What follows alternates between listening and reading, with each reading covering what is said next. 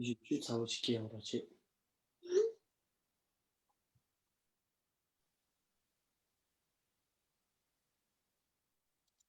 Okay ल अब हाम्रो फेसबुक लाइभ भइसकेको छ। अब गुरुलाई स्वागत गर्दै हाम्रो सम्पूर्ण बीसीसी के अनि सम्पूर्ण अहिले लाइभ हेरेर बस्नुभएका अनि यो जुम मार्फत जोडिनु भएको सम्पूर्णको तर्फबाट हाम्रो संस्थापक आमा समूहका अध्यक्ष श्रीमती ज्ञानुमाया गुरुङज्यूलाई हजुरले चाहिँ नि स्वागत मन्तव्य राखिदिनु हुन म अनुरोध गर्छु। ज्ञानु बहिनी। हस्, थ्याङ्क यू दाई।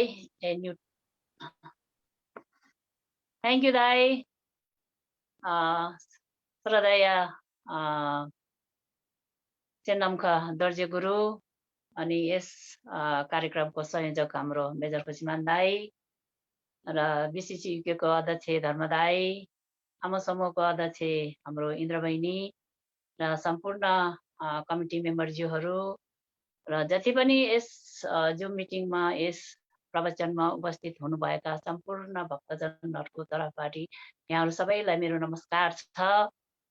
र हाम्रो सेनामका गुरु उहाँ यस्तो व्यस्तताको बावजुद पनि हाम्रो लागि समय मिलाएर बढ्दो टिचिङको लागि आइदिनु भएकोमा हामी बीसीसी परिवार र जति पनि यो धर्मदेशना सुनेर बसिराख्नु भएका फेसबुक लाइभदेखि लिएर सञ्चार माध्यमबाट सबैबाट सुनिराखेको जति पनि हुनुहुन्छ उहाँहरू सबैलाई को तर्फबाट यहाँलाई एकदमै हृदयबाट नै आभार प्रकट गर्न चाहन्छु। गुरु र सेनामका गुरु 14-15 वर्षको हुनुहुँदाखेरि उहाँहरू लामो स्कुलबाट जाडो समयको छुट्टीमा आउनु हुँदाखेरि हामी एउटै मण्डलमा बसेर न्यूनी व्रत बस्दै आएको हिजो अस्ति जस्तो लाग्छ गुरु। अहिलेसम्म निरन्तरता हजुरहरूको त्यहाँ त्यति बेलादेखि अहिलेसम्म निरन्तरता धर्मदेशनाहरू सुन्ने सौभाग्यहरू पाइरहेको छ। भविष्यमा पनि यसरी नै पाओस् र यहाँहरूको धर्म प्रवचन चाहिँ आफ्नो स्वदेशमा नेपालमा मात्रै नभएर विदेशमा पनि धेरै प्रवचनहरू गर्दै आइराख्नु भएको छ र गुरुहरूको प्रवचन चाहिँ एकदमै सरल भाषामा अनि सबैले बुझ्ने गरेर एकदम मिठासमा प्रवचन लिँदै आउनुहुन्छ। सबैले बुझ्नुहुन्छ, सबैलाई थाहा भएकै कुरा हो। र मलाई एउटा कुरा याद आयो, हाम्रो चेन्नमका गुरु सानो हुनुहुँदाखेरि ढुप्पा क्याप्जे ढुप्पा गुरुले सेनामका गुरु र केन्द्री मर्चे छ्याङ गुरु सानो हुँदाखेरि उहाँहरूले हाम्रो क्याप्जे ढुप्पा रिमेछेले के भन्नुभएको थियो भने यहाँ दुईजना दाजुभाइले भविष्यमा नेपालीहरूको लागि एकदमै ठुलो धर्मदेशना प्रवचन गर्नुहुनेछ भनेर भन्नुभएको हिजो अस्ति जस्तै लाग्छ। नभन्दै अब त्यसै गरेर नै प्रवचन दिइराख्नु भएको छ। गुरु हामी एकदम आभारी छौँ र हाम्रो केन्द्री मर्चे छ्याङ गुरुले पनि हालैमा स्टार्ट गर्नुभएको छ। यो 37औं बोधिसत्व आचरणको बारेमा पनि कन्टिन्यू शनिबार 4 बजे दिँदै आइराख्नु भएको छ। सायद सबैले सुन्नु भएको छ होला। यस्तै गरेर मलाई एकदमै यो कुरा सत्य हो जस्तो लाग्छ गुरु भन्दै जति पनि अन्तमा जति पनि यस बीसीसी परिवार लगायत धर्मदेशना सुनेर बस्नुभएको जुममा जोइन हुनुभएको सबैको तर्फबाट गुरुलाई एकदम स्वागत गर्दै हजुरको सुस्वास्थ्य अनि दीर्घायुको कामना गर्दै यो खता चढाउन गइरहेको छु भन्दै जिदेन टेम्पो चोबो छेबा मे दुमिन छेबा माले जुनजे पाउने दुगा युपी नके साइते छेपा मेला छ्याप चालो नमो भगवते अपरिमित आयुर्ज्ञान सत्य तेजो राजय तसगतय अरहते सम्यक सम्पुदय तगत ओम पुण्य पुण्य महापुण्य अपरिमित पुण्य अपरिमित पुण्य ज्ञान संभव पचिते ओम सर्वतस्तर परिशुद्ध धर्मते गगन समुद्र सबब विचिते महानय परिवार सोहा ओम आमरानी जीवनदाय सो ओम आमरानी जीवनदाय सो भन्दै गुरु थ्यांक यू हजुरलाई एकदम फेरि पनि मिठो न्यानो स्वागतको साथमा हजुरको धर्मदेशना सुरु गर्नको लागि अनुरोध गरे थ्यांक यू खुसीमानलाई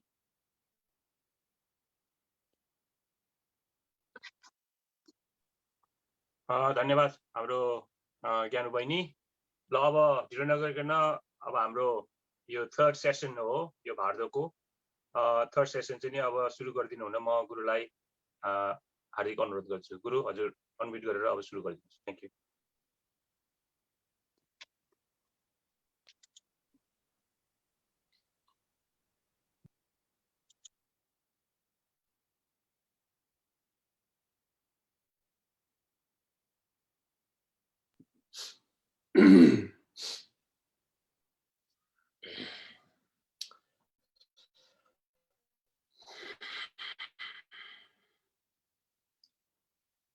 ओके अनि आज अब हाम्रो यो टिचिङको आज तेस्रो सेसनको क्रममा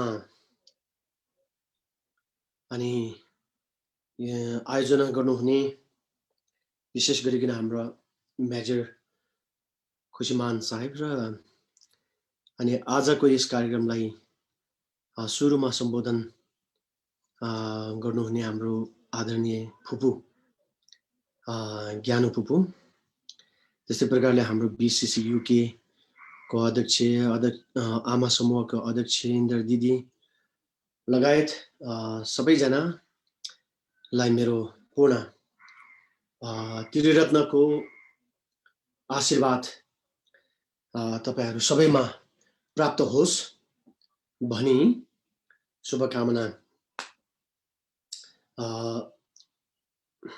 दिँदै अनि आजको टिचिङ सेसनलाई सुरु गरौँ अनि यो टिचिङ सेसन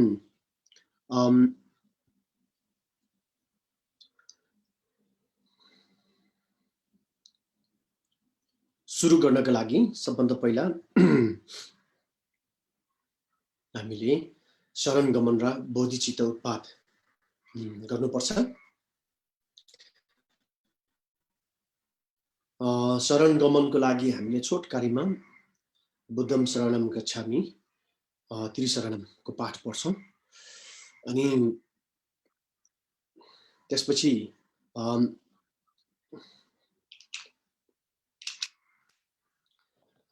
बोधिचित्त उत्पादको लागि चाहिँ मनमा नै भावना गरेर चाहिँ बोधिचित्त उत्पन्न गरौँला सबभन्दा पहिला साक्षात भगवान बुद्ध त्रिरत्न आफू सामु अगाडि उपस्थित हुनुहुन्छ साँच्चै नै उपस्थित हुनुहुन्छ भन्ने महसुस गर्दै र उहाँहरुप्रति भित्री हृदयदेखि नै श्रद्धा प्रेम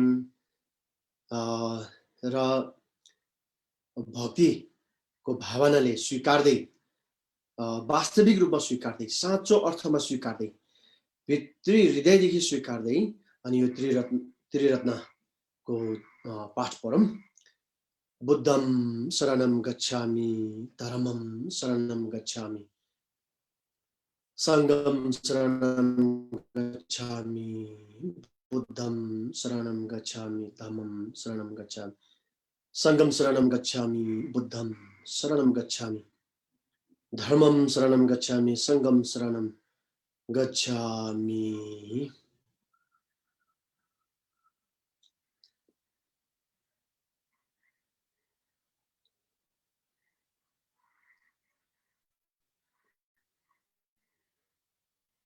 ओके अब यसले शरण गमनको पाठ भयो त्यसपछि अब बोधिचित्त उत्पन्न एकदम संक्षिप्तमा भन्नु पर्दाखेरि आज धर्म सुन्ने काम जो मैले गर्न गइरहेको छु यो पुण्यको काम चाहिँ सारा जगत प्राणी संसारको दुःखबाट मुक्त भएर बुद्ध ज्ञान प्राप्त होस् र त्यसको निम्ति मैले यो पुण्य गर्दछु भनेर चाहिँ त्यो सङ्कल्प मनमा चाहिँ उत्पन्न गर्नुपर्छ र यो सङ्कल्प 5 सेकेन्डको लागि गरिदिनु होला।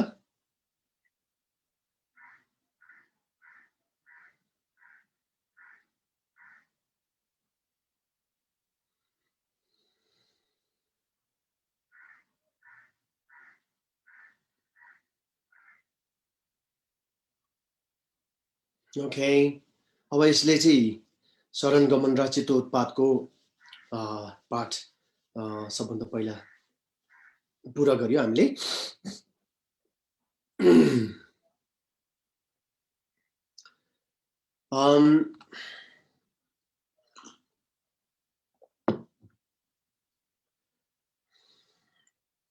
यो शरण गमन चाहिँ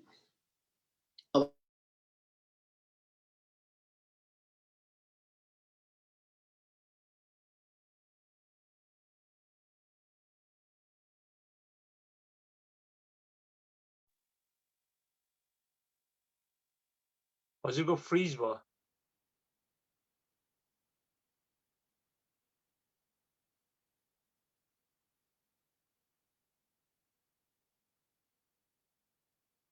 एकछिन धैर्यताका साथ बसिदिनुहोस् है। अब नेपालको इन्टरनेट त्यस्तै हो, हिजोसम्म त केही भएको थिएन, आज अलिकति ड्यामेज भएको छ। एकैछिन बसिदिनुहोस् तपाईँहरू।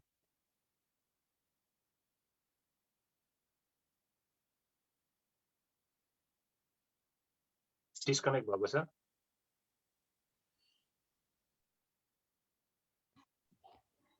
सर मेरो विचारमा एयर प्लग नचलाएमा राम्रो हुन्छ होला हजुर। उहाँले एयरप्लग निकाल्नु भयो। हजुर निकालेको छु। अब सुन्नु भएको छ? हजुर सुनेछु। ओके,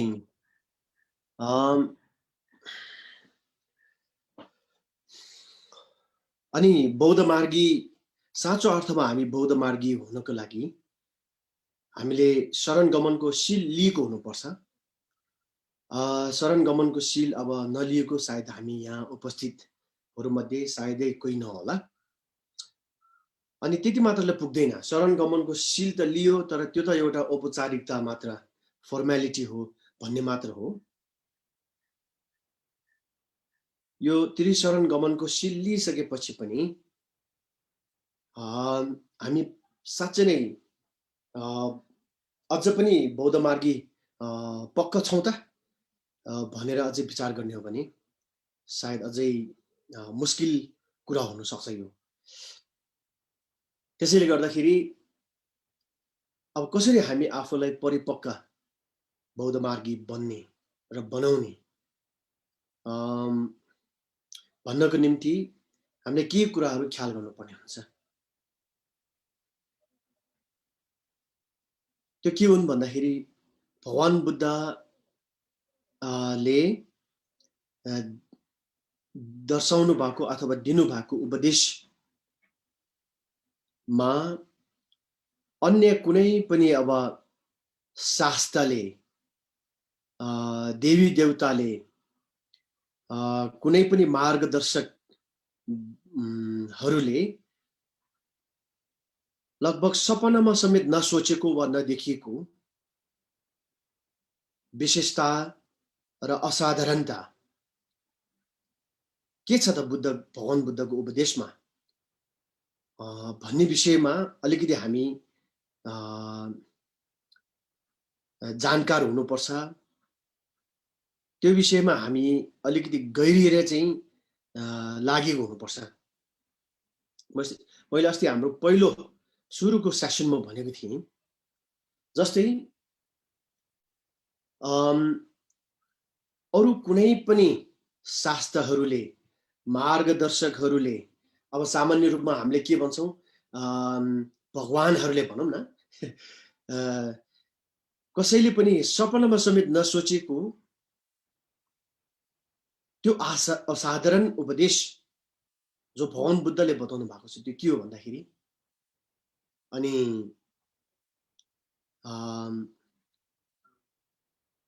4 आर्य सत्यको कुराहरू त्यो कुनै पनि शास्त्रले कुनै पनि भगवान वा देवी देवता वा जो कोहीले पनि सपनामा समेत पनि नसोचेको कुराहरू हुन्, कल्पना नै गर्न नसकेको कुराहरू हुन्, 4 आर्य सत्यको शिक्षाहरू।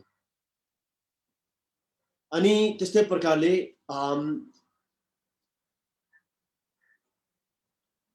द्वितीय थम्चिन मिताक्पा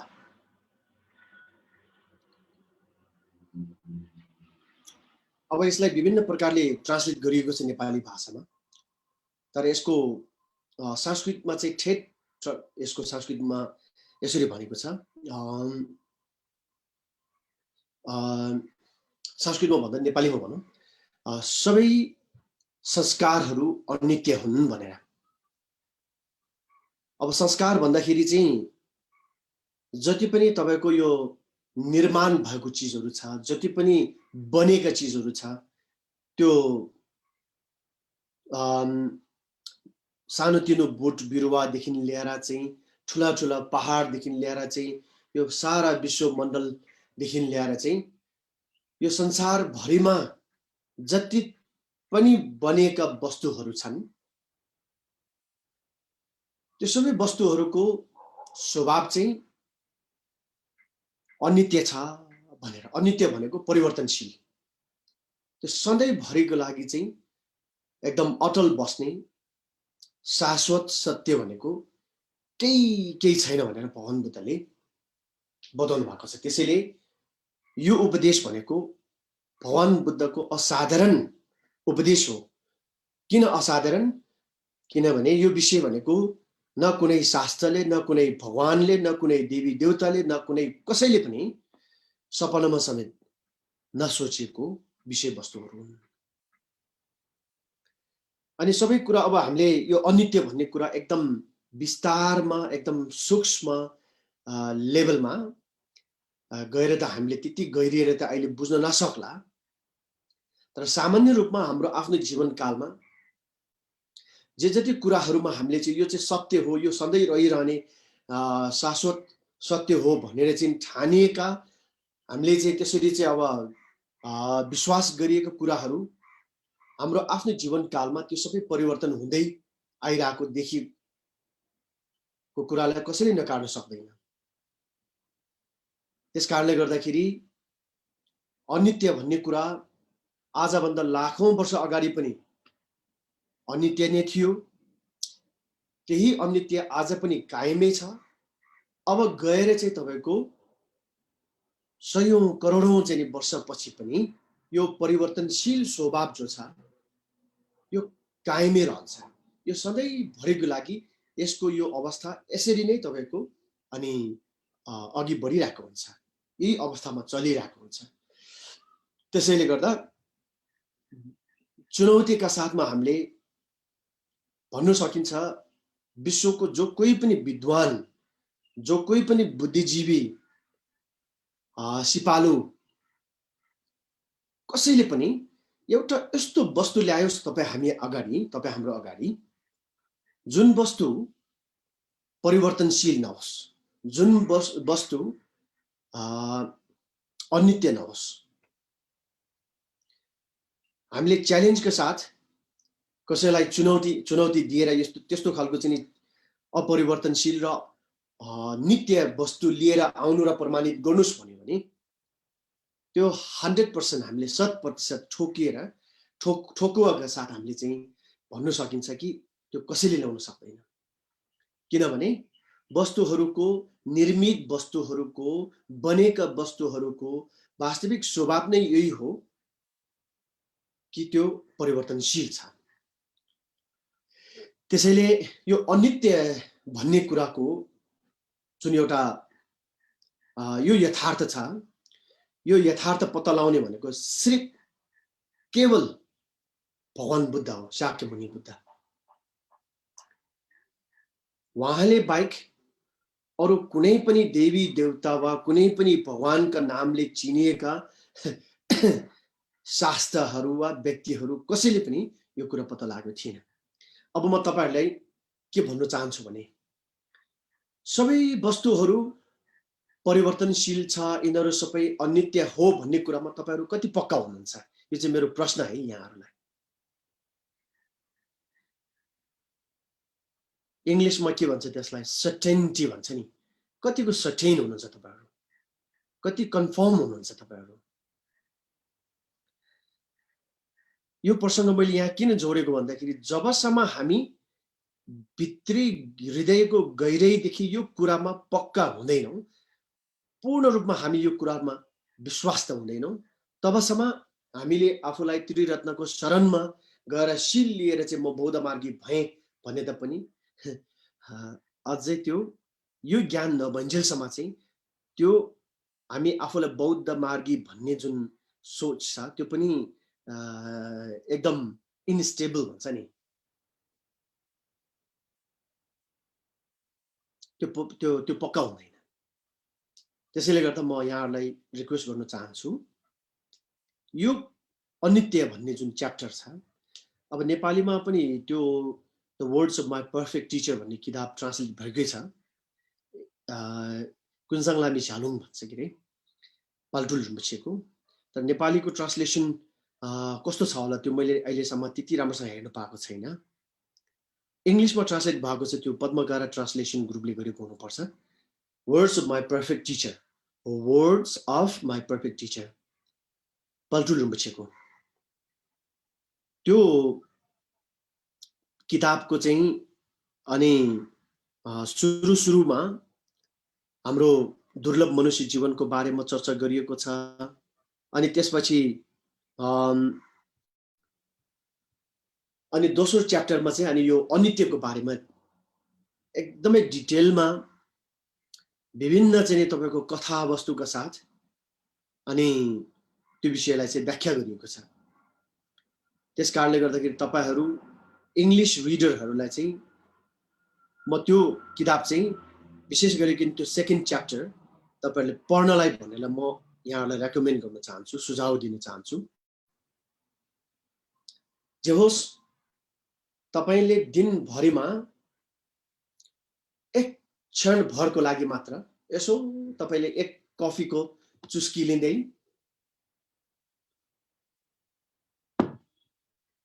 भगवान बुद्धले यी सबै निर्मित वस्तुहरूको स्वभाव यिनीहरूको प्रकृति अनित्य छ परिवर्तनशील छ भनेर बताउनु भएको रहेछ यो कति सम्मको ध्रुव सत्य हो यो कहाँसम्मको साँचो कुरा हो के यसमा सत्यता छ भनेर तपाईले केही क्षणको लागि मात्र 2 मिनेट मात्र तपाईले त्यो विषयमा यसो सोचेर बिताउनु भयो भने दिनभरि बसेर बुद्धम शरणम गच्छामि धर्मम शरणम गच्छामि संघम शरणम गच्छामि दिनभरि पाठ गरेको भन्दा पनि अझ बढी पुण्य यसमा हुन्छ त्यसकारणले गर्दाखेरि म तपाईहरुलाई यो रिक्वेस्ट गर्न चाहन्छु यस्तो खालको विषयहरुको बारेमा यसो विचार गर्ने अलिकति बानी बसाल्ने त्यतातिर अलिकति आफ्नो दिमागलाई अनि के भन्छ ध्यान दिलाउने कोशिश गर्नु एकदमै महत्त्वपूर्ण हुन्छ मेरो विचारमा त्यसैले यो कुरा चाहिँ तपाईहरु सबैले याद गरिदिनु होला यदि तपाईले द्विजेथम चाहिँ मितावा सबै संस्कार वा निर्मित वस्तुहरू अनित्य छ भन्ने कुरामा भित्री मनदेखि एउटा अनुभूति हुन्छ तपाईलाई र कुनै घर तपाईले बिल्डिङ देख्नुभयो देख्न साथ यो एकदम यसको स्वभाव चाहिँ परिवर्तनशील छ यो अनित्य हो भन्ने बिल्डिङ देख्न साथ तपाईको मनमा त्यो भावना आउँछ भने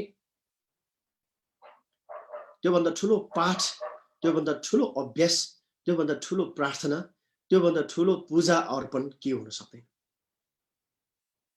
तर यो कुरा जबसम्म पक्की हुँदैन तबसम्म हामी जति नै शरण गमनको पाठ गरे तापनि बौद्ध मार्गी पक्का रूपमा अझै पनि बन्न सकिरहेको हुन्न त्यसैले यो मेरो तपाईहरु सबैजनालाई एकदम विशेष जोडका साथ जोड दिँदै म तपाईहरुलाई रिक्वेस्ट गर्न चाहे यो विषयहरुमा अलिकति ध्यान दिनु होला भनेर अनि त्यस्तै प्रकारले साक्जे थम्जे दुंगा वा साक्जे भन्नाले केलाई बुझिन्छ भन्दाखेरि तपाईको संस्कार नै हो तर कस्तो संस्कार भन्दाखेरि रिसको संस्कार अविद्याको संस्कार अज्ञानताको संस्कार अनि हाम्रो जुन तपाईको के भन्छ जो क्लेशहरू भन्छ नि संस्कृत भाषामा त्यसलाई क्लेश भन्छ। क्लेश भनेको एकदम दूषित भनेको कि दूषित। त्यो क्लेश जति पनि क्लिष्ट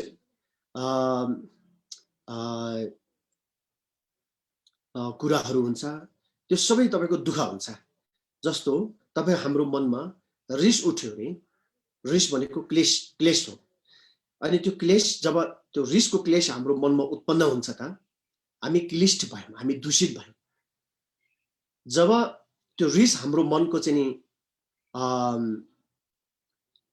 के भन्छ हाम्रो मनमा उत्पन्न हुन्छ तब हामी तुरुन्तै हामी के हुन्छौँ उत्पीडित हुन्छौँ, हामी त्यसको पीडा भोग्न सुरु गर्न थाल्छौँ।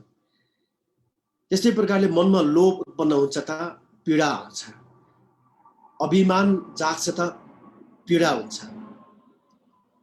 अनि आरिस जाग्छ त पीडा हुन्छ, अनि अज्ञानी भएपछि त सबै पीडाको सम्भावना एकदमै अब बढी सम्भावना हुन्छ। त्यसैले गर्दाखेरि चाहिँ जति पनि यो क्लिष्ट अथवा चाहिँ तपाईको दूषित कुराहरू छन् त्यो सबै दुःख हो भनेर भगवान बुद्धले बताउनु भएको छ। यो चाहिँ फेरि अर्को सत्य हो जो चाहिँ कसैले सपनामा समेत नसोचेको कुरा। त्यसैले आफ्नो दैनिक जीवनमा यसो विचार गर्नुस्, यो रिस भनेको नराम्रो हो रे, भगवान बुद्धले सूत्रमा बताउनु भएको छ रे, अभिधर्ममा यसको विषयमा एकदम गहिरिएर चाहिँ बताएको छ रे, तन्त्रमा त झन् यसको त यति डिटेलमा बताएको छ रे जो कुनै पनि संसारको कुनै पनि दस्तावेजमा पाउँदैन रे। त्यो रे रे रे भन्ने भनाइमा मात्र हामी नलागिकन आफ्नै अनुभूतिद्वारा दिनमा एकैछिन भए पनि अनि यसो अनुभव गर्ने कोसिस गर्ने। लोभ जाग्यो भने कतिको पीडा हुँदो रहेछ, आरिस र घमण्ड जस्तो आफूमा चढ्यो भने अनि कस्तो पीडा हुँदो रहेछ, अनि यो रिस भन्ने कुरो क्रोध भन्ने कुराहरू उत्पन्न भयो भने कतिको पीडित हुँदो रहेछ भन्ने कुरा हामी आफैले यसो विचार गरेर अनि आफै त्यो विषयमा प्रष्ट हुनु पर्यो। जबसम्म हामी यो दूषित यो क्लेश युक्त कुराहरू स्वाभाविक रूपमा प्राकृतिक रूपमा दुःख हो भन्ने कुरा जो भगवान बुद्धले बताउनु भएको छ त्यो कुरामा जबसम्म हामी सर्जन हुँदैनौँ, जबसम्म तपाईँ हामी पूर्ण रूपमा विश्वास हुँदैनौँ, जानकार हुँदैनौँ, त्यो कुरा पक्का पक्कीको साथ हामीले अनुभूति गर्दैनौँ, तबसम्म शरण गमनको पाठ जति नै गरे पनि अझ पक्का बुद्धिस्ट बन्न सक्दैन। त्यसैले पक्का बुद्धिस्ट बन्नको लागि चाहिँ अनि यो कुराहरूको हामीले ख्याल गर्नै पर्छ, विचार गर्नै पर्छ, गहिरिएर अनि जानकारी लिनै पर्छ। त्यसपछि छुथम्ची तोङसिङ तामेपा यो सबै वस्तुहरूको वास्तविक स्वभाव चाहिँ वस्तुहरूको अन्तिम स्वभाव चाहिँ शून्यता रहेछ भन्ने कुरो। अब शून्यता भनेको के होला, कुन डाँडा पछाडिको चाहिँ एउटा डाँडा पाडीको चाहिँ विषय वस्तु होला भनेर हामीले सोच्नै पर्दैन। शून्यता अहिले हामी जुममा हेरिरहेको छौँ, एक आपसमा देखिरहेको छौँ, तपाईहरुको अगाडि म छु, मेरो अगाडि हजुरहरु हुनुहुन्छ। जति रियल, जति साँचो र सत्य हाम्रो अगाडि हामीले देख्छौं, तर यथार्थमा यसको अस्तित्व हामीले यहाँ आफ्नो अगाडि जहाँ देखिरहेको छौं त्यहाँ खोज्ने हो भने त्यसको अस्तित्वको रूपमा एउटा कण पनि भेट्नुहुन्न हामीले। त्यसैले जो छ, जो देखिरहेको छ त्यो वास्तवमा देखेको भन्दा पनि त्यसको वास्तविकता फरक छ। यसको वास्तविकता जो हो त्यो फेरि अहिले हामीले देखिरहेको अवस्था भन्दा फरक छ। त्यस्तै प्रकारले हिजो बेलुका हामी सुतिरहेको बेलाको सपना, जबसम्म हामी जाग्दैनौं तबसम्म त्यो सपना भित्रको राम्रो कुराले खुसी महसुस हुन्छ, नराम्रो कुराले दुखी महसुस हुन्छ, डरलाग्दो कुराहरूले त्रास महसुस हुन्छ, सबै किसिमको कुरा हुन्छ त्यहाँ।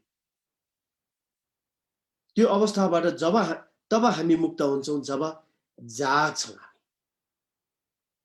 जाग्दाखेरि त अघिको त्यो सबै सुखी दुखी महसुस गराउने कुराहरू त असत्य रहेछ, सत्यता त अहिलेको यो रियालिटी रहेछ भन्ने कुरा जागिएपछि भ्युजेपछि थाहा हुन्छ नि। त्यसैले बुद्ध भन्नुको अर्थ पनि के हो? जाग्नु भनेको। बुद्ध भनेको चाहिँ कुनै पखेटा निकालेर आकाशमा उड्नु, एकदमै चाहिँ तपाईँको एकैचोटि चाहिँ अब 100 जनालाई पछाड्न सक्ने शक्ति प्राप्त गर्नु, त्यस्तो कुरा होइन। बुद्ध भनेको जाग्नु।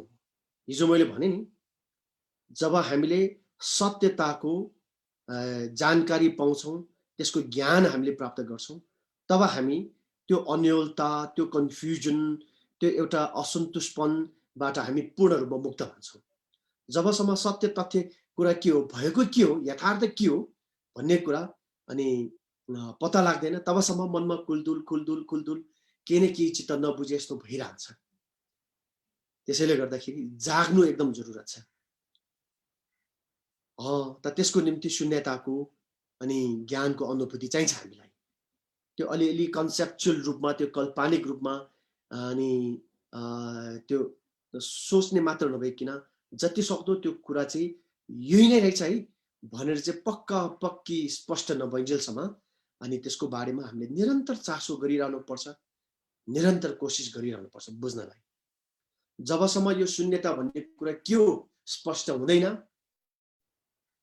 फेरि तपाईँ हामी के हुन्छौँ, खालि अलिकति कसरी जानौँ र त्यो जानेको कुरालाई फुलबुट्टा भरेर चाहिँ त्यसलाई कसरी चाहिँ अरूलाई बताउँ र आफू विद्वान चाहिँ प्रमाणित गरौँ भन्ने खालको हाम्रो सोच त्यो हुन्छ। त्यो कहिले नसोच्नु होला। प्रश्नहरूको मेरो गुरुले भन्नुहुन्थ्यो, म एउटा प्रश्न गर्छु, मलाई जवाब नदेऊ, तिमी आफैले अनुभूति गर र तिम्रो त्यो एक्सपिरियन्स मलाई सुनाऊ भनेर भन्नुहुन्थ्यो मेरो गुरुले। त्यस्तै तपाईँ हामी के हुन्छौँ, प्राय जस्तो कहीँ कतैबाट केही ज्ञानको कुरा सुन्यो भने त्यो सुनेको कुरालाई आफूले अनुभूति गर्नुभन्दा अगाडि कसरी त्यसलाई अलिकति बढाउ चढाउ गरेर अरूले बताउँ र आफू विद्वान चाहिँ नि तपाईँको साबित गरौँ भन्ने किसिमको सोच हाम्रो, त्यो किसिमको एक किसिमको के भन्छ लत हुन्छ हामीमा। त्यसले त्यो गर्नु भएन हामीले। तर हामीले जान्नुपर्छ, बुझ्नुपर्छ अनि त्यो एकदम सही ढङ्गले ठिक ढङ्गले बुझ्नुपर्छ, जान्नुपर्छ। त्यसैले शून्यताको ज्ञान जबसम्म जान्दैनौँ, जबसम्म बुझ्दैनौँ, जबसम्म हामीले चाहिँ त्यसको विषयमा प्रश्न हुँदैनौँ, तबसम्म शरण गमनको पाठ जति नै गरे पनि प्योर बुद्धिस्ट अझ बन्नु सकिरहेको हुन्न। अनि निर्वाणको कुराहरू, अनि निर्वाण मात्र होइन, अनि बोधि लाभको कुराहरू, बुद्ध ज्ञान प्राप्तिको कुराहरू, निर्वाण र बोधि ज्ञान भनेको धेरै फरक कुरा हो। त्यसैले गर्दा वास्तविक अन्तिम शान्ति भनेको निर्वाण प्राप्त गर्नु र बुद्ध ज्ञान प्राप्त गर्नु नै वास्तविक शान्ति र तपाईँको अन्तिम चाहिँ एउटा शान्ति प्राप्त गर्नु हो, सुख, महासुख प्राप्त गर्नु। अनि त्यो कसरी हो त भन्ने कुरा फेरि जबसम्म हामी स्पष्ट हुँदैनौँ तबसम्म हामीले जति नै पाठ गरे तापनि अझ हामी 10% 15% भन्दा माथि अगाडि बढ्न सकिरहेको हुन्न। त्यसैले गर्दाखेरि पक्का बुद्धिस्ट बौद्ध मार्गी भन्नको निम्ति चाहिँ हो यो असाधारण उपदेशहरू जो भगवान बुद्धले बताउनु भएको छ, यो कुराहरूमा हामी जति सक्दो प्रष्ट हुने कोसिस गर्नुपर्छ। मैले किन यो भारतको विषय हुँदाहुँदै पनि यो सुरुमा मैले यो कुराहरूमा किन जोड दिएर तपाईँलाई बताउँदैछु यो कुरा भन्दाखेरि हामी के भन्छौँ, के गर्छौँ, जग चाहिँ त्यत्तिकै अब एक किसिमको के भन्छ बलियो पार्नेतिर ध्यान नदिने अनि एक्कासी चाहिँ नि तपाईँको त्यो माथि तल्ल थाप्ने काम गर्ने त्यतातिर चाहिँ हामी अतालिन्छौँ कि हतारिन्छौँ। त्यसो गर्दाखेरि अनि जगै नभएपछि त्यो माथि जति बनाए पनि त्यो त ढिलो चाँडो त भत्किन्छ, त्यो बिग्रिन्छ। त्यस कारणले गर्दाखेरि जग बलियो घरको फुर्ती नै अर्कै हुन्छ भन्ने भनाइ जस्तै तपाईँ हामीले सबभन्दा पहिला यो विषयहरू राम्रोसँग बुझ्नुपर्छ आफ्नो दैनिक जीवनमा। यो कुराहरू तपाईँले याद गरिदिनु होला प्लिज। तपाईँलाई म एकदम विनम्र अनुरोध गर्न चाहन्छु। अब यो अनि 4 आर्य सत्यको कुराहरू, अष्टाङ्गिक मार्गको कुराहरू है, अनि यो सबै भगवान बुद्ध बाहेक अरू जो कहिले पनि तपाईँको कसैले पनि सपनामा नदेखेको कुराहरू हुन्। त्यसैले गर्दाखेरि भगवान बुद्धको यी विशेष उपदेशहरू, असाधारण शिक्षाहरूमा हामीले अलिकति जोड दिएर चाहिँ अध्ययन गर्ने कोसिस गर्नुपर्छ।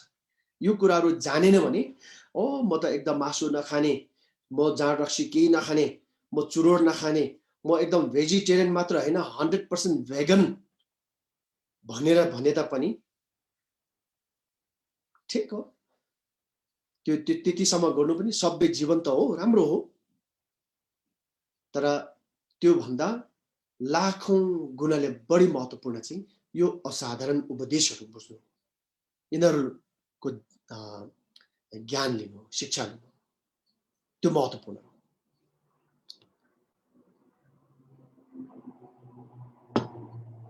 त्यसकारण मेरो गुरु चौसर खेन्चर रिम्पोछेले एकचोटि उहाँको प्रवचनको क्रममा, त्यतिखेर गुरुको उपदेश, त्यो प्रवचनको कार्यक्रम नेपालीमा ट्रान्सलेसन गर्ने एकजना म थिएँ।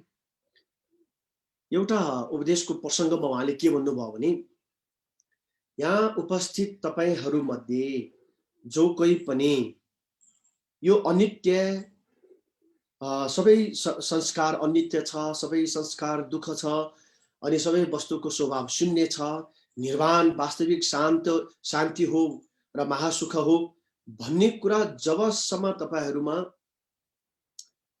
ख्याल छैन, त्यसको चासो छैन, त्यसको ज्ञान छैन, तपाईँ जानकारी छैन भनेदेखि तपाईँ जति नै शुद्ध आचरणको मान्छे भए तापनि म कहाँ आउनु सक्नुहुन्छ, तर तपाईलाई बौद्ध मार्गीको रूपमा, भगवान बुद्धको शिष्यको रूपमा मैले तपाईलाई स्वागत गर्न सक्दिनँ भनेर भन्नुभयो गुरुले। तपाईको जीवनशैली जस्तो सुकै होस्, तपाईको त्यो पर्सनालिटी जस्तो सुकै होस्, तपाईँ बाटोमै सुतेर चाहिँ हिँड्ने मान्छे किन नहोस्, तर तपाईमा सबै वस्तु अनित्य हो भन्ने कुरामा एकदम पक्का ज्ञान छ भने तपाईँ म कहाँ एउटा साधारण व्यक्तिको रूपमा मात्र होइन, भगवान बुद्धको चाहिँ चेलाको रूपमा, अनुयायीको रूपमा मैले तपाईलाई स्वागत गर्नेछौँ भनेर चाहिँ रिम्पोछेले त्यस्तो भन्नुभएको थियो है त। यो कुराहरू धेरै महत्त्वपूर्ण कुराहरू हो, त्यसैले तपाईहरुले यो कुरा ख्याल राख्दिनु होला। ओके, यति भन्दै अब हामी भर्दोको विषयमा जाउँ है त।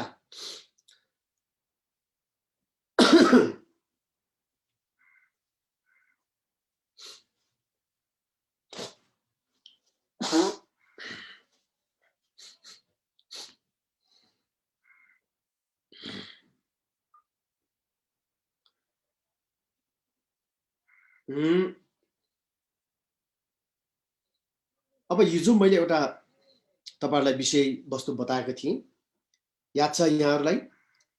हाम्रा आदरणीय राजकुमारहरू, यहाँ उपस्थित राजकुमारहरू, तपाई हामी कसरी चाहिँ हराएको एउटा लापत्ता अलपत्र परेको एउटा राजकुमार हो भन्ने विषय तपाई हामीले हिजो चर्चा गरेका थियौं, त्यो याद छ है? त्यो नबिर्सिनु होला। अब त्यो राजकुमारले आफ्नो दरबारबाट चाहिँ बाटो कसरी बिराउन पुगे, कसरी हराउन पुगे भन्ने कुरा चाहिँ यो दोस्रो भारतको अवस्थामा तपाईले प्रश्न बुझ्नु हुनेछ। हामीले कसरी आफ्नो दरबार बिर्सेको रहेछौँ, कसरी बाटो बिर्सेको रहेछौँ। अनि हिजो मैले सेवक भनेको थिएँ नि, अब राजकुमार बाहिर खेल्न चाहन्थे, बाहिर घुम्न चाहन्थे, अनि उनको साथमा सेवा गर्ने सेवकहरू थिए, उहाँको सुरक्षा गर्ने, उहाँको रेखदेख गर्ने सबै कुरा। त्यो सेवकहरू पनि छुट्यो नि त, बिछोड भयो नि। त्यो सेवक भनेको केलाई बुझ्छ थाहा छ? त्यो सेवकहरू भनेको केलाई बुझिन्छ भन्दाखेरि त्यो स्मृति सम्प्रजन्य भन्छ त्यसलाई संस्कृतिमा, संस्कृत भाषामा त्यसलाई स्मृति सम्प्रजन्य झ्याम्पादङ सेसिन भनेर। अब त्यो स्मृति सम्प्रजन्य भनेको हाम्रो सरल बुझ्ने भाषामा के भनेको भन्दाखेरि होस, एउटा अवेरनेस है। नेपालीमा के भन्छौँ हामीले? होस गुमाएको मान्छे जस्तो के भएको भन्छौँ नि हामीले। त्यसैले होस हरायो भनेदेखि चाहिँ अनि सबै कुरा बिराउनु पुग्छ नि त। उसले बाटो पनि भुलिन्छ, घर पनि बिर्सिन्छ, किनभने होसमै छैन ऊ। त्यसैले यहाँनिर स्मृति सम्प्रजन्य भनेको होसलाई बुझिन्छ है त, होसलाई। अनि त्यो होस र त्यो सजगता है, एलर्टनेस भन्छ नि इङ्ग्लिसमा, त्यो नेपालीमा के भन्छ? त्यो चेतना भनौँ न, सचेतना है। अनि जब हामी चेतना गुमाउँछौँ, हाम्रो होस हामीले गुमाउँछौँ, अनि त्यतिखेर चाहिँ के हुन्छ भन्दाखेरि आफूले बिर्सिन पुग्छौँ कि। त्यसैले हिजो राजकुमारको साथमा सेवकहरू भनेको थिए। त्यो सेवकहरू भनेको यो स्मृति सम्प्रजन्य अथवा होस र चाहिँ तपाईँको जागरुकता, सचेतना हो, यो कुराहरूलाई चाहिँ नि अनि सेवकहरू भनेको। त्यो सेवकहरू त अब बिछोड भयो नि। जब हामी होसबाट बिछोड हुन्छौँ, जब हामी सजगताबाट बिछोड हुन्छौँ, जब हामी चेतनाबाट टाढा हुन्छौँ, तब हामी अनि एकदम के भन्छ त्यो बेहोस हुन पुग्छौँ, सबै कुरा बिर्सिन थाल्छौँ। राजकुमार चाहिँ के हो त? हाम्रो आफ्नो चित्तको वास्तविक स्वभाव, जो बुद्ध स्वभाव हो है। अनि त्यो बुद्ध स्वभाव चाहिँ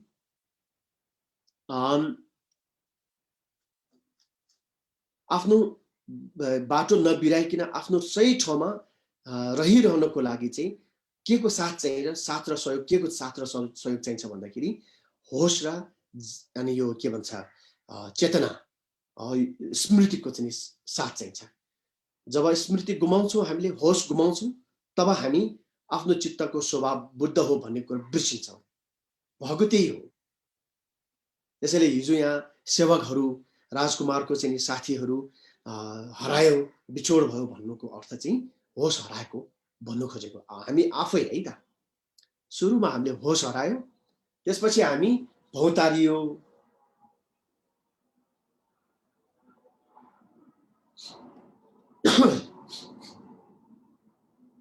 अब भौतारिएर हामी अहिले कहाँ पुगेको छौँ? मनुष्य लोकमा पुगेको छौँ है।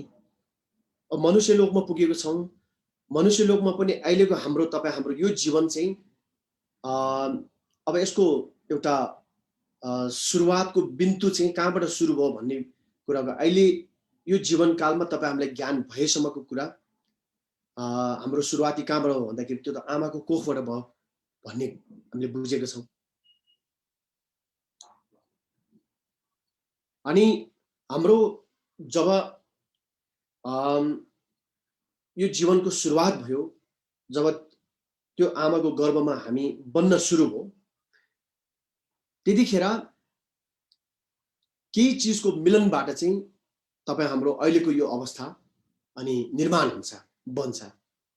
त्यो के हो भन्दाखेरि तपाईँको बाबा आमाबाट प्राप्त दुईटा तत्त्व, अनि केवल त्यो दुईटा तत्त्वले मात्र तपाईँ हाम्रो जीवन चाहिँ सुरुवात हुन्छ त भन्दाखेरि हुँदैन। भगवान बुद्धले सूत्रहरूमा प्रष्टै भन्नुभएको छ, गर्भमा जीवन सुरु हुनको लागि, जीवन सुरु हुनको लागि चाहिँ तीनटा फ्याक्टर, तीनटा के भन्छ कुराहरूको आवश्यक पर्छ भनिन्छ। त्यो तीनटा कुरा के हुन् भन्दाखेरि बाबाद्वारा प्राप्त तत्त्व, आमाद्वारा प्राप्त तत्त्व दुईटा भयो, अनि तेस्रो चाहिँ के हो? गन्धर्व। त्यो यहाँनिर गन्धर्व भनेको केलाई बुझिन्छ भन्दाखेरि तपाईँ हाम्रो अब पूर्व जन्ममा हामी बित्यौँ, हामी मर्यौँ र हाम्रो मृत्यु भएपछि पूर्व जन्मको शरीर त छोड्यो, त्यो भौतिक शरीर त छोड्यो, तर सूक्ष्म शरीर र सूक्ष्म चेतना चित्त विज्ञान, मन, द माइन्ड है, कन्सियसनेस, अब तपाईलाई सजिलो हिसाबले चाहिँ मन भनौँ न, त्यो पूर्व जन्म हाम्रो मृत्यु भएपछि शरीर छोड्यो, त्यो मनको त्यो सूक्ष्म अवस्था चाहिँ अनि निरन्तर आयो। अनि त्यो मृत्यु भइसकेपछि उसले चाहिँ तपाईको तपाईँ हामीले अहिले खाने कुरा जस्तो त्यस्तो के भन्छ यो ठोस पदार्थहरू केही खान सक्दैन, खालि त्यो गन्धमा निर्भर भएर बाँचिरहेको हुन्छ।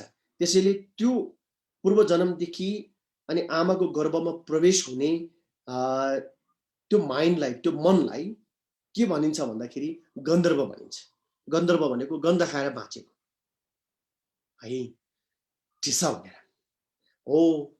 त्यसैले आमाबाट प्राप्त तत्त्व, बाबाबाट प्राप्त तत्त्व दुईटा, त्यसपछि अनि गन्धर्व भन्नाले हाम्रो मन, यो तीनटा चिजको जब मिलन हुन्छ तब बल्ल चाहिँ अनि हाम्रो जीवनको सुरुवात हुन्छ, जीवन त्यहाँ बन्न अनि सुरु हुन्छ भनिन्छ। त्यसैले गर्दा यो तीनटा मध्ये पहिलो, दोस्रो, तेस्रो कुनै पनि एउटा पुगेन भने त्यहाँ खाली दुईटा चिजको मिलनबाट चाहिँ जीवन सुरु हुन्छ भन्ने ग्यारेन्टी छैन। त्यो त अहिले अब साइन्स पढ्नेहरूलाई झन् एकदम प्रष्टै थाहा छ तपाईहरुलाई। अहिलेको युगमा त अब विज्ञानले यति स्पष्टसँग बताएको छ, त्यसकारणले गर्दाखेरि चाहिँ खाली बाबा र आमाबाट प्राप्त तत्त्वको मिलनले मात्र चाहिँ तपाईको जीवन सुरुवात हुँदैन भन्ने कुरा अहिलेको के भन्छ परीक्षणले चाहिँ त्यो एकदम प्रष्टै चाहिँ तपाईको पारिसकेको कुरा हो।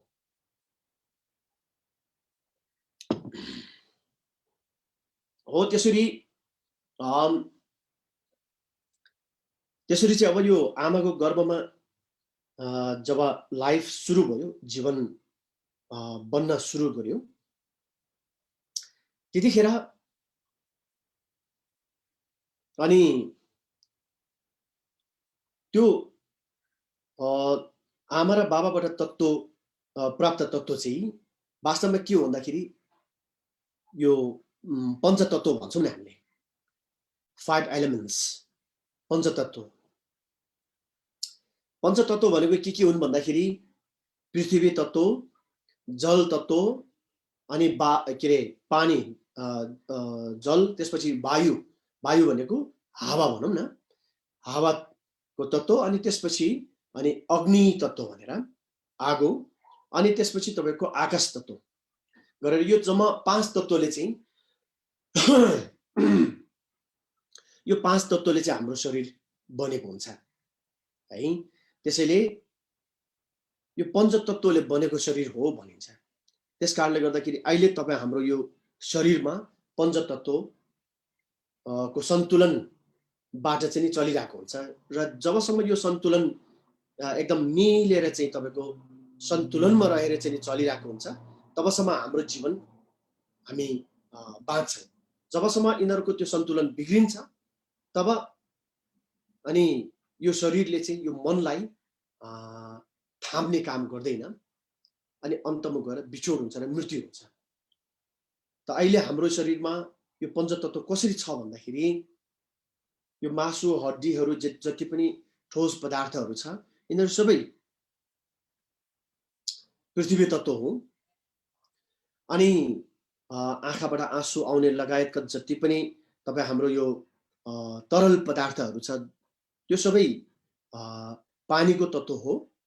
हाम्रो शरीरमा अनि तातोपन छ नि त, ताप, त्यो वार्मथ चाहिँ अनि के को उ हो भन्दाखेरि चाहिँ आगोको तत्त्व हो। अनि हामी सास फेरिरहेको हुन्छौँ त्यो चाहिँ वायु अथवा हावाको तत्त्व हो। अनि त्यस्तै प्रकारले हाम्रो मुखभित्र पनि ठाउँ छ, खाली छ। यो र यो प्रकारले हाम्रो शरीरको प्रत्येक यो सानो सानो रौँहरू उत्पन्न भएको ठाउँहरूमा पनि हामीले यसो म्याग्निफाइङ ग्लास लाएर हेर्नुहोस् त, एकदमै त्यो हुन्छ नि त्यो प्वालहरू एकदम खाडलहरू जस्तो देखिन्छ। त्यसैले गर्दाखेरि अहिले हाम्रो आँखाले हेर्दा मात्र पो खासै पालहरू नभए जस्तो देखिन्छ, तर त्यो म्याग्निफाइङ ग्लासेस इत्यादिले यसरी हेर्ने हो भने त्यो पालै पाल छ। त्यसैले त्यो पाल जति पनि छ त्यो खालीपन, त्यो खुल्लापन सबै हाम्रो शरीरको चाहिँ आकाश तत्त्व हो है। त्यसैले हाम्रो यो शरीर चाहिँ पञ्चतत्त्वले अनि बनेको शरीर हो र यो सुरुवात चाहिँ हाम्रो आमाको अनि कोखबाट त्यसरी सुरु भएको हो।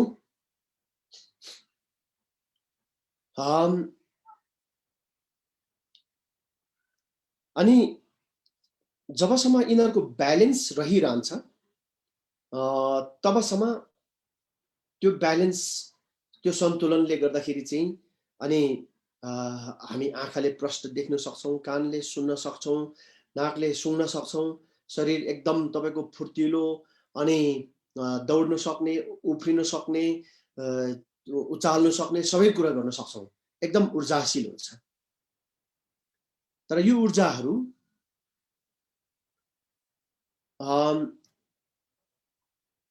जब त्यो पञ्चतत्त्वको जुन एउटा सन्तुलन छ, यिनीहरूको ब्यालेन्स छ, त्यो बिग्रिन थाल्छ त अनि यो यिनीहरूले यसरी यो ऊर्जाहरूले काम गर्नै छोड्छन्। कानले पनि बिस्तारै कम सुन्दै जाने, शरीरले पनि अब दौड्न नसक्ने, उठ्न नसक्ने, बस्न नसक्ने जस्ता यो सबै लक्षणहरू यो शरीरमा भएको पञ्चतत्त्वको सन्तुलन मिलेको छैन, ब्यालेन्स मिलेको छैन भन्ने कुराको लक्षण हो। अब मृत्यु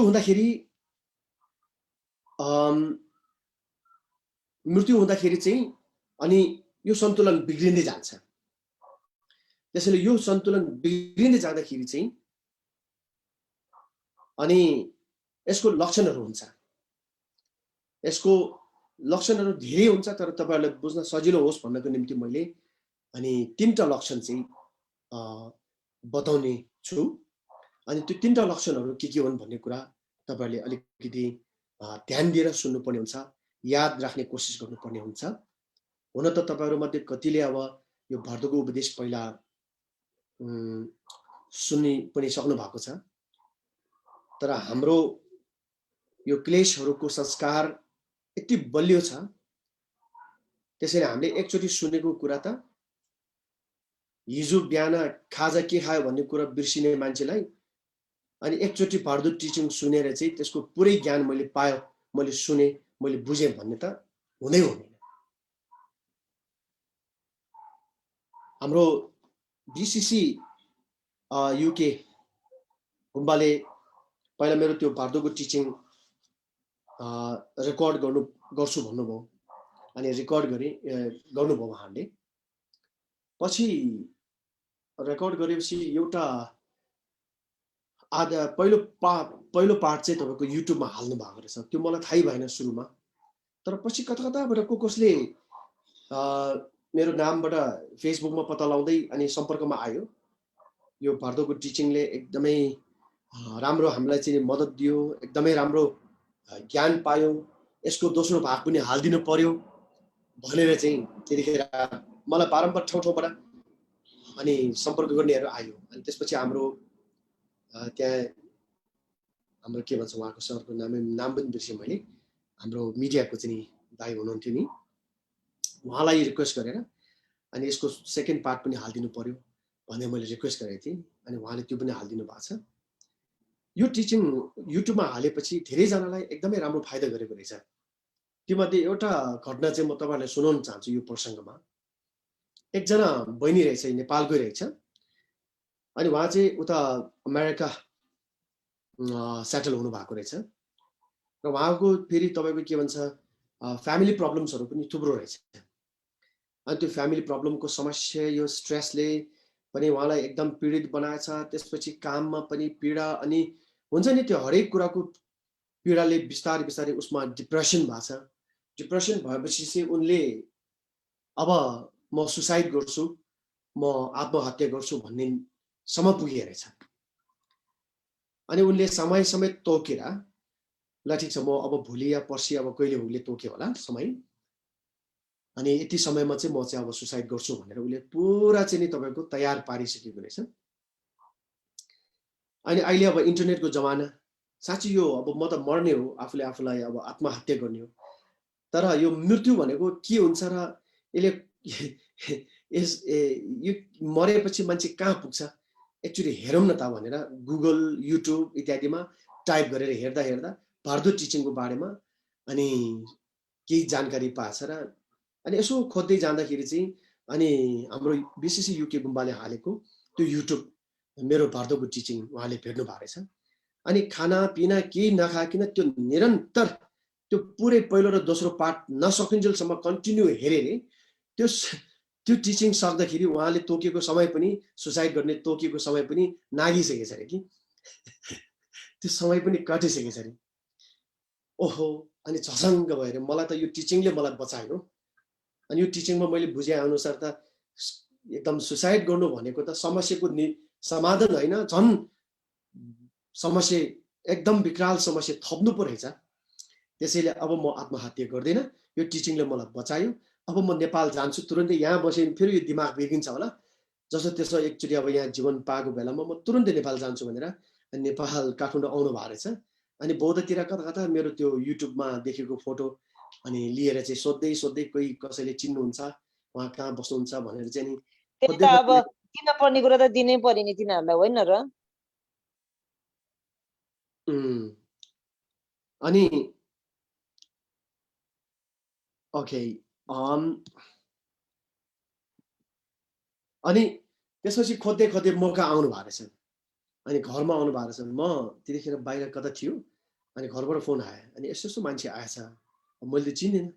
म एकछिनमा घरमा पुग्दाखेरि एकजना बहिनी आउनु भएको रहेछ, त्यो फलफुलहरू त्यो के लिएर आउनु भएको रहेछ। अनि मैले त उहाँलाई यसो हेर्छु, चिनेको मान्छे त होइन। अनि गुरु, म हजुरलाई थ्याङ्क यू भन्नु आएको, मेरो लाइफ तपाईँले सेभ गर्नुभयो भन्नुहुन्छ है। अनि अचम्मै माने मैले। अनि कसरी भन्दाखेरि यो सबै अनि प्रसङ्ग उहाँले मलाई बताउनु भयो, साह्रै खुसी लाग्यो। जस यो भारदो टिचिङ त्यो युट्युबमा हालेकोले पनि धेरैजनालाई एकदमै राम्रो फाइदा गरेको रहेछ। त्यो धेरै खुसीको विषय हो। एनिवे, पहिला तपाईँहरूले अब सुन्नु भएको छ, सुन्नेहरूलाई त थाहा छ, तर पनि अब अझै यहाँहरूलाई पहिला सुनिसकेकाहरूलाई स्मरण होस्, अनि नसुनेकाहरूको लागि चाहिँ अब यो नयाँ कुरा हो। त्यसैले गर्दा तपाईँले एकदम ध्यान दिएर सुनिदिनु होला। अनि म पनि अब यहाँ मेरो आफ्नो समय अनि यताउता सबै कुरा ब्यालेन्स मिलाउँदै अनि मैले यो टिचिङहरू चाहिँ तपाईँहरूलाई अलिकति बुझाउने कोसिस गर्छु भन्ने एकदमै एउटा राम्रो सोच मनमा चाहिँ तपाईँको जति सक्दो कोसिस गरेर उत्पन्न गर्दै म कोसिस गर्दैछु। त्यसैले गर्दा हाम्रो यो कोसिस चाहिँ एकदम सार्थक होस्, मिनिङफुल होस्। अब अहिले अब यो विषय चाहिँ हाम्रो अहिले म कुन विषयमा प्रवेश गर्दैछु भन्दाखेरि दोस्रो भारदोको विषयमा प्रवेश गर्दैछौँ। अब पहिलो भारदो जीवन भारदोमा हामीले गर्नुपर्ने भनेको अघि मैले बताएको कुरा, भगवान बुद्धको असाधारण जो शिक्षा छ त्यो कुराको तपाईँ हामीले राम्रोसँग ज्ञान लिनु सक्नुपर्छ। त्यो कुराको ज्ञान लिनु सक्नुभयो भनेदेखि चाहिँ यो जीवन भारदोमा गर्नुपर्ने काम अब त्यति नै हो भनौँ। कमसे कम त्यति चाहिँ हामीले गरेको हुनुपर्छ जीवनकालमा चाहिँ। जीवनकालमा पहिलो जीवन भारदोको बेलामा चाहिँ हामीले अघि बताएका ती कुराहरू राम्रोसँग बुझ्न सकेन भने अनि दोस्रो भारदो मृत्यु भारदोमा पनि खासै हामीले केही आफूले आफूलाई उद्धार गर्न सक्ने सम्भावना सायद त्यो एकदम कम रहन्छ। अनि त्यति मात्र होइन, तपाईँको मृत्यु पश्चातको धर्मता भारदो अनि त्यसपछि तपाईँको कार्मिक भारदो इत्यादिमा पुग्दाखेरि पनि खासै हामी आफूलाई त्यति फाइदा गर्ने काम के पनि गर्न सक्दैनौँ। त्यसैले यो दोस्रो तेस्रो र चौथो भारदोको यात्राहरूमा आफूले सम्हाल्नु छ, आफूले आफूलाई चाहिँ एकदम गाइड गर्नु छ, आफूले आफूलाई चाहिँ एकदम बचाउनु छ भने अनि जीवनकालमा पहिलो भारदोमा चाहिँ जीवन भारदोको बेलामा चाहिँ अनि अघि बताएको भगवान बुद्धको ती असाधारण उपदेशहरू चाहिँ हामीले बुझेको हुनुपर्छ। अनि त्यो खालि यहाँबाट बुझेर मात्र हुँदैन, यहाँ अनुभूति गरेको हुनुपर्छ है त। यहाँ दिमागले मात्र बुझ्यो भने त्यो इन्टेलेक्चुअल नलेज मात्र हुन्छ, त्यो एउटा बुद्धिविलासी कुरा मात्र हुन्छ। तर यहाँ मुटुमा हृदयमा चाहिँ तपाईको महसुस गर्नुभयो भनेदेखि चाहिँ त्यसले दोस्रो पार्टोमा काम गर्छ, तेस्रोमा काम गर्छ, चौथोमा अनि अर्को जन्मान्तरसम्म काम गर्छ। त्यसैले गर्दाखेरि यो कुराहरू हामीले जान्नु जरुरत छ। त्यस कारणले गर्दाखेरि पार्दोको उपदेशमा के बताएको छ भन्दाखेरि एउटा उदाहरण दिनुभएको छ। त्यो उदाहरण भनेको हाम्रो नेपालीमा के भन्छ त्यसलाई गौँथली चरा भन्छ। चराहरूमा एउटा गौँथली भन्ने चरा हुँदो रहेछ नि। त्यो गौँथली चराले चाहिँ गुड बनाउँदाखेरि अन्य चराहरू भन्दा अलिकति भिन्न प्रकारले उसले गुड बनाउँछ। उसको त्यो गुड कसरी बनाउँछ भन्दाखेरि त्यो बाटोको छेउमा, झारहरूको बिचमा, सानोतिनो रुखको हाँगामा बनाउने काम गर्दैन। उसले कहाँ बनाउँछ कि त मान्छे कसैले चाहिँ तपाईको नदेख्ने ठाउँ, नपुग्ने ठाउँ, पहाडहरूमा, न त्यहाँ कुनै जनावर चढ्न सकोस्, न त्यहाँ कुनै साँप इत्यादि छिर्न सकोस्, त्यस्तो उचाइमा बनाउँछ। या त उसले मान्छे भएको ठाउँमा बनाउँछ है। त्यतिकै यताउता जहाँ बाहिर कहीँ पनि जहाँ पनि त्यही चाहिँ कहिले पनि गुड नबनाउने। अब मान्छे भएको ठाउँमा गौँथली चराले कसरी गुड बनाउँछ भन्ने कुरा तपाईँ हामीलाई थाहा छ नि त। के गर्छ भन्दाखेरि चाहिँ तपाईँको मान्छे बस्ने ठाउँमा उसले गुड बनाउनुको कारण के भन्दाखेरि मान्छे जहाँ बसे हुन्छ त्यहाँ चाहिँ जङ्गली जनावर इत्यादिको चाहिँ डर हुँदैन भन्ने कुरा उसले थाहा पाएको हुन्छ। त्यसैले मान्छे बस्ने ठाउँमा मान्छेको घरमै बनाउँछ उसले। तर मान्छेको पनि भरोसा छैन है, यिनीहरूको पनि विश्वास छैन भनेर चाहिँ मान्छेले पनि नभ्याउने ठाउँमा, त्यो घरको पनि कुनै कुनामा अनि कप्चातिर बनाउने गर्छ अरे। अनि त्यो गुड बनाउँछ उसले। अनि त्यो एकदम सुरक्षित ठाउँमा बनाउँछ। जब उसले गुड बनाइसक्छ तब ऊ हिँडडुल गर्दाखेरि एकदम हिचकिचाउने, डर त्रास बिल्कुल हुँदैन उसलाई। भित्र छिर्दा पनि एकदम सिधै आएर डाइरेक्ट भित्र फुत्तै छिर्ने र बाहिर निस्किँदाखेरि पनि सिधै निस्किएर जाने बाहेक दायाँ बायाँ कोही पर्खिरहेको छ कि बाहिर कसैले मलाई पिट्छ कि मार्छ कि भन्ने त्यो डराउनै नपर्ने, त्यति सुरक्षित महसुस हुने गरेर उसले गुड बनाउँछ अरे। सामान्य चराहरूले चाहिँ अब रुखको हाँगा बिरुवाहरूमा, जतातता झारहरूको बिचमा, त्यो खोल्सातिर जतातता बनाउँदाखेरि साँपले पनि खाइदिन्छ, कुकुरले पनि खाइदिन्छ, मान्छेले पनि फुटालिदिन्छ अनि तोडिदिन्छ। अनि हो त्यसरी चाहिँ तपाईँको एकदमै असुरक्षित हुन्छ अरे कि। त्यसैले यो जीवनकालमा प्रथम भारतको अवधिमा तपाईँ हामीले भगवान बुद्धको ज्ञान यस्तो प्रकारले सिक्नुहोस् जुन ज्ञानको विषयमा हामी यति स्पष्ट होस् र यति कन्फिडेन्ट होस्, त्यो आत्मविश्वास हामीमा विकास होस् कि कुनै पनि बेलामा हाम्रो मृत्यु हुन्छ त मनमा डर त्रास पछुतो बिल्कुलै नहुने खालको हो त्यस्तो ज्ञान चाहिँ हामीले लिएको हुनुपर्छ। अनि त्यो भयो भने चाहिँ त्यो गौँथली चरा जस्तो बनेको गौँथली चरा जस्तो बनेको चाहिँ मान्न सकिन्छ हामी आफूलाई। त्यसैले यो जीवनकालमा हाम्रो मृत्यु त निश्चित छ, ढिलो चाँडो हुन्छ। जब मृत्यु हुन्छ त त्यतिखेर एकदम हिचकिचाउनु पर्ने, डराउनु पर्ने, तर्सिनु पर्ने बिल्कुलै नहुने गरेर एकदम आनन्दले हाँसी खुसी अनि मृत्युलाई सामना गर्न सक्ने त्यो कन्फिडेन्ट, त्यो आत्मविश्वास आफूमा विकास गर्नुपर्छ। र त्यसको एउटै आधार भनेको के हो त, भगवान बुद्धको असाधारण शिक्षाको ज्ञान हुनु आफूमा। मैले हिजो भनेको थिएँ नि यहाँलाई, हामीले धर्म गर्छौँ तर धर्म गर्नुको उद्देश्य के हो त, मूल उद्देश्य भनेको हामी संसारको दुःखबाट पूर्ण रूपमा मुक्त हुनु र बुद्ध ज्ञान प्राप्त गर्नुको लागि हो। हाम्रो उद्देश्य त्यति हो, हाम्रो लक्ष्य त्यही हो।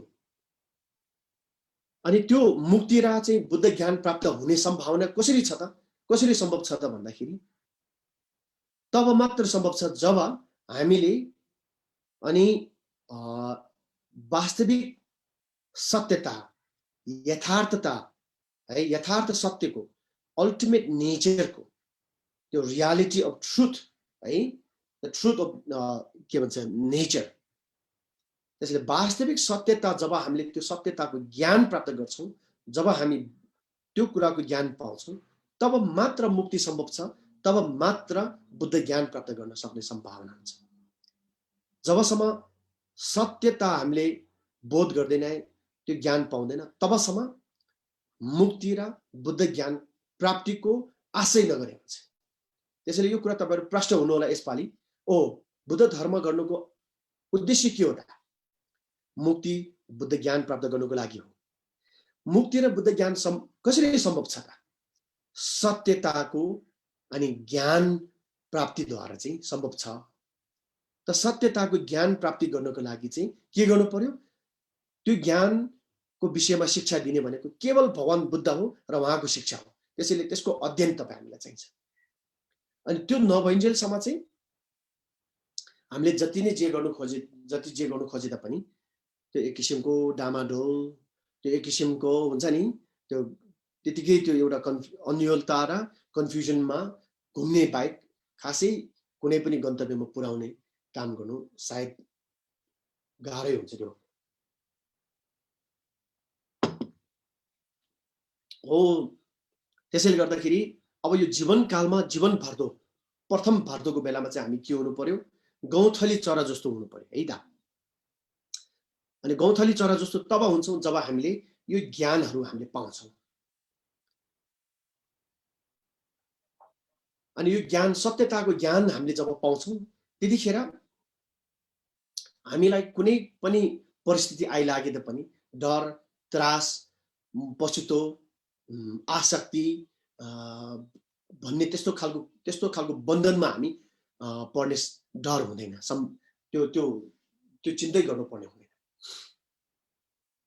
त्यसैले जीवनकालमा हामीले अब जीवन भर्दोमा गर्नुपर्ने विषय भनेको मोटामोटी रूपमा ती कुराहरू हुन्। अनि अझै पनि हामीले अब दैनिक हाम्रो अझ पनि अगाडिको सेसन्सहरूमा मैले कन्टिन्यू यो विषयहरूमा जीवन भर्दोमा यो पहिलो भर्दोमा चाहिँ गर्नुपर्ने कुराहरूको विषयमा अझै पनि म थप्दै जानेछु। दिनदिनै म चर्चा गर्दै जानेछु। किनभने प्रथम भर्दोमा, जीवन भर्दोमा तपाईँ हामीले आफूलाई परिपक्व बनाउन सकेनौँ भने, अनि अघि बताए जस्तै दोस्रो, तेस्रो, चौथौँ बाँकी समयहरूमा आफूलाई सम्हाल्न सक्ने सम्भावना त्यति रहँदैन। त्यो सामर्थ्य, त्यो क्षमता तपाईँ हामीमा हुँदैन। यति भन्दै अब दोस्रो भर्दोको अघिको क्रमबाट कन्टिन्यू गरौँ। जब हाम्रो यो शरीरको चाहिँ पञ्चतत्त्वको सन्तुलन बिग्रिन्छ, अनि त्यसपछि बिस्तारै बिस्तारै बिस्तारै शरीर र मनको बिछोड हुन पुग्छ। त्यो सन्तुलन बिग्रिने क्रममा लक्षणहरू देखा पर्छ। त्यो लक्षणहरू देखा पर्दाखेरि चाहिँ अनि हामीले ख्याल राख्नुपर्ने कुराहरू मुख्य रूपमा म तीनटा कुरा बताउँछु। प्रत्येक हाम्रो पञ्चतत्त्वले चाहिँ काम गर्ने छोड्ने क्रममा इङ्ग्लिसमा के भन्छ त्यसलाई? डिफङ्क्सन भन्छ नि। त्यो डिफङ्क्सन हुँदै जाने क्रममा है त हाम्रो शरीरको अब मानिलिउँ पञ्चतत्त्व मध्ये पृथ्वी तत्त्वले जब काम गर्न छोड्छ, अनि त्यतिखेर चाहिँ के लक्षण देख्छ भन्दाखेरि, बाहिरी रूपमा के लक्षण देख्छ भन्दाखेरि शरीर एकदम कमजोर हुने, अनि शरीर कमजोर भएको कारणले गर्दाखेरि आफ्नो घाँटीले शिर थाम्न नसक्ने, खुट्टाले शरीर थाम्न नसक्ने, हिँडडुल गर्न नसक्ने हैन। बिस्तारै बिस्तारै त्यो अवस्थामा अनि हामी बदलिँदै जान्छौँ। त्यो बाहिरी त्यस्तै प्रकार सामानहरू, अब कुनै हामीले सामान यसरी उठाउनु छ भने, शरीर हातले उठाउनु छ भने, एक त त्यसलाई पक्रिनु पनि सक्दैन, दोस्रो उठाउनु पनि सक्दैन। किनभने त्यो शरीरको त्यो सबै ताकत, त्यो ऊर्जाहरू एकदम निष्क्रिय हुँदै जान्छ, काम नगर्ने। अनि अनुहारहरूमा पनि हामीले अब मेकअप गरे पनि, जति नै क्रिम गरे तापनि, क्रिमहरू लगाए तापनि, तेल लगाए तापनि त्यो अनुहार एकदम फुस्रो देख्ने त्यस्तो हुन्छ। त्यो सबै पृथ्वी तत्त्वले काम गर्न छोडेको लक्षण, बाहिरी लक्षण है त यो सबै। त्यस्तै प्रकारले कतिको चाहिँ के हुन्छ, यो ओठहरू सबै तपाईँको सुक्ने फुट्ने अनि यो दाँतमा चाहिँ त्यो कालो कालो दाग बस्ने त्यस्तो हुन्छ। अनि नाकबाट चाहिँ के भन्छ त्यो रनिङ नोज भन्छ नि, र्यालहरू मुखबाट र्यालहरू चुने अनि आँखा नाकबाट चाहिँ सिँगानहरू के भन्छ चुने त्यस्तो हुन्छ। त्यो सबै त्यो बाहिरी लक्षण हो। तपाईले यो लक्षणहरू याद गर्नु होला। पृथ्वी तत्त्वले हाम्रो शरीरको पृथ्वी तत्त्वले काम गर्न छोड्दा शरीर कमजोर हुने, उचाल्नु नसक्ने, शरीर खुट्टाले जिउ थाम्नु नसक्ने, सामानहरू हातले पक्रिनु नसक्ने, उचाल्नु नसक्ने, अनि अनुहारमा त्यो चमक नआउने, के भन्छ त्यो ग्लो भन्छ नि, त्यो चमक नआउने, अनि त्यो फुस्रो फुस्रो हुने, अनि नाक र मुखबाट र्याल र सिँगानहरू झर्ने जस्तो लक्षणहरू पृथ्वी तत्त्वले काम गर्न छोडेको लक्षण हो। त्यो बाहिरी लक्षण है, पृथ्वी तत्त्वले काम नगर्दाखेरिको बाहिरी लक्षण। यो कुराहरू याद गर्नु होला, किनभने जब हाम्रो आफ्नो मृत्यु हुन्छ त्यतिखेर हामीलाई यो कुराहरू हुन्छ है। तर सुरु चाहिँ अब पृथ्वी तत्त्वले चाहिँ काम गर्न छोड्नबाट सुरु हुन्छ कि अथवा अर्को जल तत्त्वले काम गर्न के भन्छ छोड्नबाट सुरु हुन्छ, त्यो कसरी कुन सुरुबाट कहाँबाट सुरु हुन्छ भन्ने कुराको खासै केही ग्यारेन्टी छैन। त्यो जहाँबाट पनि सुरु हुन सक्छ, त्यो सबैले एउटै हुन्छ भन्ने ग्यारेन्टी पनि नहुँदो रहेछ। तर तत्त्वले काम गर्नु छोड्दाखेरि लक्षण चाहिँ यो कुराहरू देखिन्छ।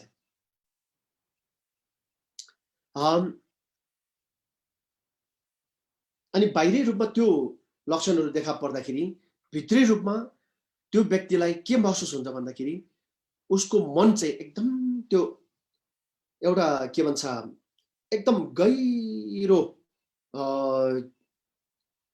इनार जस्तो एउटा गहिराइमा आफू डुबेर गएको जस्तो महसुस हुन्छ। अथवा तपाईको एकदम छाँगाबाट एक्कासी खसेको जस्तो महसुस हुन्छ, झरेको जस्तो महसुस हुन्छ। दार्जिलिङ सिक्किमतिर चाहिँ मान्छे बित्यो, मान्छेको मृत्यु भयो भने मान्छे खस्यो भन्दो रहेछ उनीहरूले, उहाँ त्यहाँ त्यसरी भन्दो रहेछ।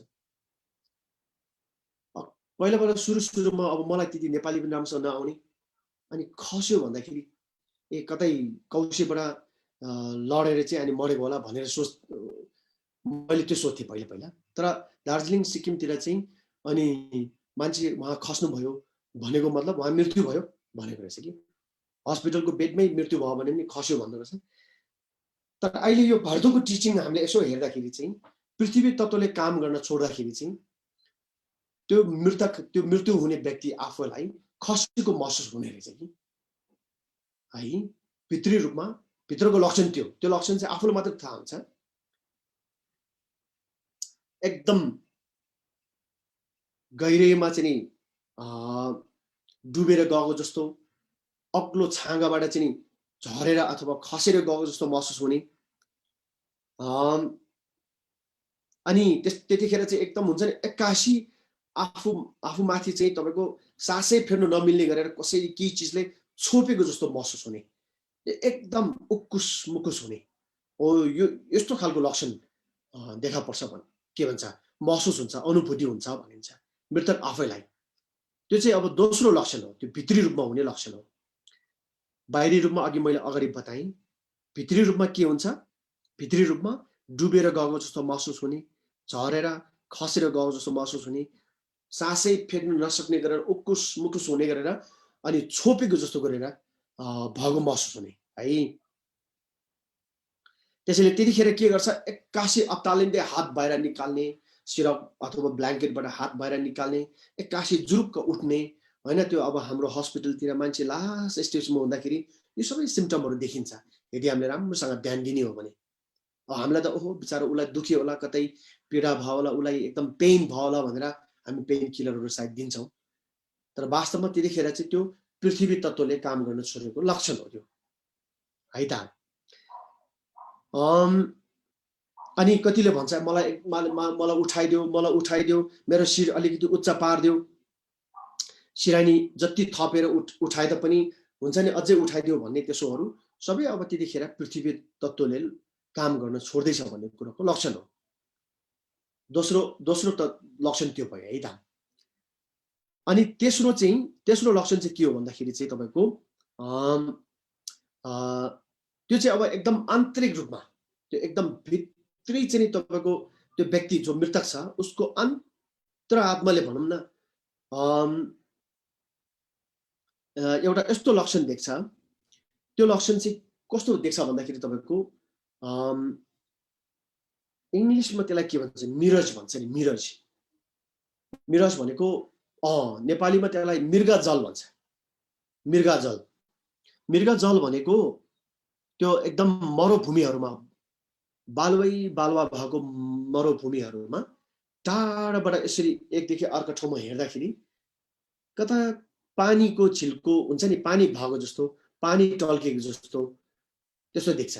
त्यहाँ पानी रहेछ कि के हो भन्ने लाग्छ हामीलाई। तर हामी त्यहाँ पानी छ कि भनेर गयो भने त्यहाँ फेरि पानी हुँदैन। फेरि त्यस्तो दृश्य त्योभन्दा परतिरको अर्को ठाउँतिर देख्छ। त्यसलाई मृगजल भन्छ। किन मृगजल भनेको भन्दाखेरि पहिला मृगहरू अनि मरुभूमिमा यसरी भौतारेपछि उसलाई तिर्खा लाग्छ। अनि यसो हेर्दाखेरि पानी छ जस्तो लाग्छ। ऊ दौडिन्छ, जान्छ, त्यहाँ पुग्दा पानी छैन, अर्को ठाउँमा देख्छ, दौडिन्छ।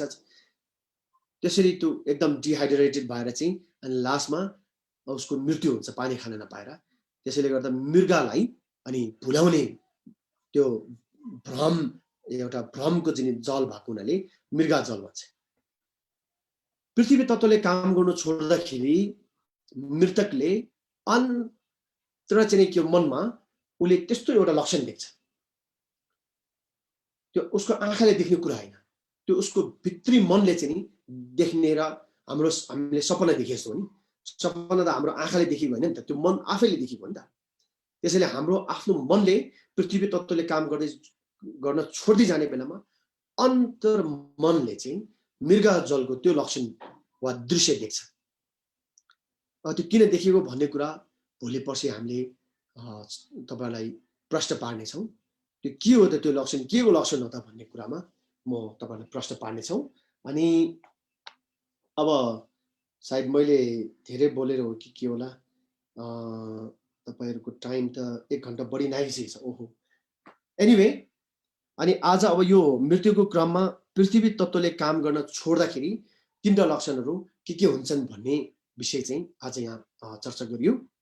अनि यसको साथसाथै एउटा कुरा चाहिँ के हुन्छ भन्दाखेरि आँखाले देख्ने जुन एउटा काम छ त्यो काम पनि बिग्रिँदै जान्छ। आँखाले देख्ने काम चाहिँ छोड्दै जान्छ। त्यसैले पृथ्वी तत्त्व खत्म हुने बेलामा त्यो मृतकले यसो हेर्छ, एकोरो हेर्छ एक ठाउँमा, किन दायाँ बायाँ हेर्दैन। किनभने उसको त्यो आँखा उसले चिम पनि गर्दैन, त्यो छिमेक पनि गर्दैन उसले। किनभनेदेखि त्यो आँखा छिमेक गर्न साथ यो पुरै ब्ल्याक आउट हुने हो कि पुरै चाहिँ तपाईँको एकदम अन्धकारै हुने हो कि भनेर त्यो मनमा चाहिँ त्यो पीडाले गर्दाखेरि ऊ आँखा छिमेक पनि गर्दैन, एक ठाउँलाई चाहिँ टोलाएर हेरेर बसेको हुन्छ ताकि उसको आँखाको त्यो दृश्य चाहिँ उसले अब गुमाउनु नपरोस् भनेर, होइन। त्यसैले आँखाले काम गर्न पनि पृथ्वी तत्त्वको काम बिग्रिँदाखेरि चाहिँ त्यो सन्तुलन बिग्रिँदाखेरि आँखाले देख्न पनि छोड्न थाल्छ। यति भन्दै आज दोस्रो वार्ताको विषयमा यति मात्र सक्यो। अनि त्यसपछि अब अर्को हाम्रो सेसन कहिले हो त्यो अहिले हाम्रो खुसीमान साहबले यहाँहरूलाई जानकारी गराउनुहुनेछ र त्यो अनुसार हामी पनि फेरि अगाडि बढाउँदै जाउँला। र यतिखेर अब तपाईँहरूलाई म जम्मा 3 मिनट एउटा काम गर्न दिन्छु, किनभने अहिलेसम्म तपाईँहरूले एकदम ध्यान दिएर सुन्नुभयो र मैले पनि अब जति सक्दो कोसिस गरेर तपाईँहरूलाई बताउने के कुराहरू महत्त्वपूर्ण लागेको कुराहरू बताउने कोसिस गरेँ। त्यसैले गर्दा तपाईँहरू पनि थाक्नुभयो होला। अब हामी एकछिन रिल्याक्स गरौँ। जम्मा म तपाईँहरूलाई 3 मिनटको टाइम लिन्छु। त्यो 3 मिनटको टाइमको लागि अलार्म, ओके, टाइमिङ। अनि के गर्ने भन्दाखेरि तपाईँहरूले अरू केही गर्नु पर्दैन, एउटा मात्र काम है त। सबैजनाले आफ्नो ठाउँमा सिधा बस्ने, एकदम मेडिटेसनको चाहिँ पोजमा बस्ने।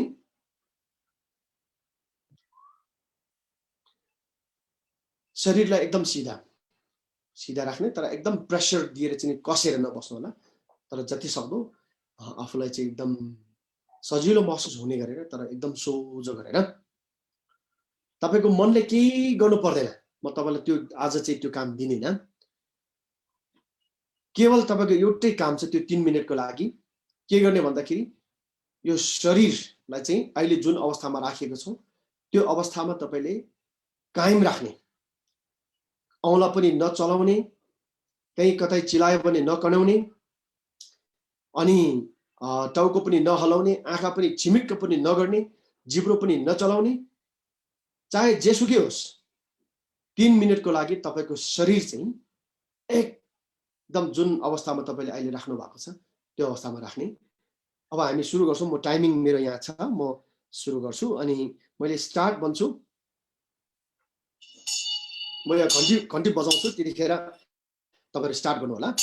अनि याद गर्नु होला फेरि पनि तपाईको मन जतासुकै कार्य केवल जानु पर्यो शरीरमा। शरीर यताउता हल्लिने, दायाँ बायाँ गर्ने, टाउको चलाउने, कनाउने, यताउता केही के एउटा औँला पनि टुप्पो पनि नचल्ने गरेर। त्यो चाहिँ तपाईको मेन जिम्मेवारी। अनि मन चाहिँ कहाँ के गर्दैछ भन्ने कुरा तपाई ख्यालै नगर्नुस् अहिलेलाई। अब सुरुमा अनि तपाई खोक्नु पनि पाउनु भएन है त। खोक्नु पाउनु भएन, ओठ खोल्ने यताउता के पनि गर्नु पाएन। अब सुरुमा तपाईहरु खोक्नु छ, केही गर्नु छ, आफै पोजिसन मिलाउनु छ भने मिलाउनुस् अब। त्यसपछि म 1 2 3 भन्छु अनि स्टार्ट गर्ने है त। ल खोक्नु छ, केही गर्नु छ, गर्नुस् है।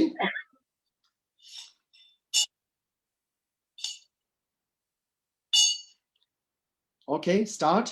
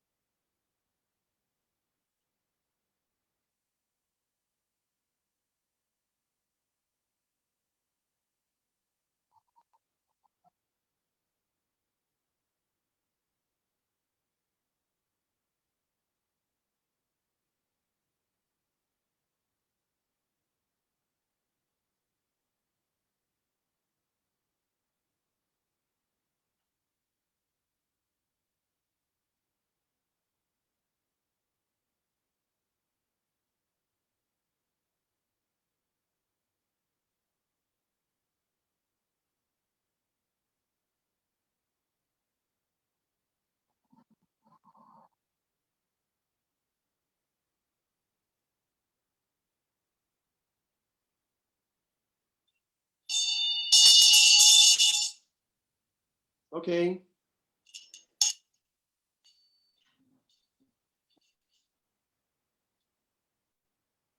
यो मेडिटेसन हो यो मेडिटेसनलाई के भनिन्छ भन्दाखेरि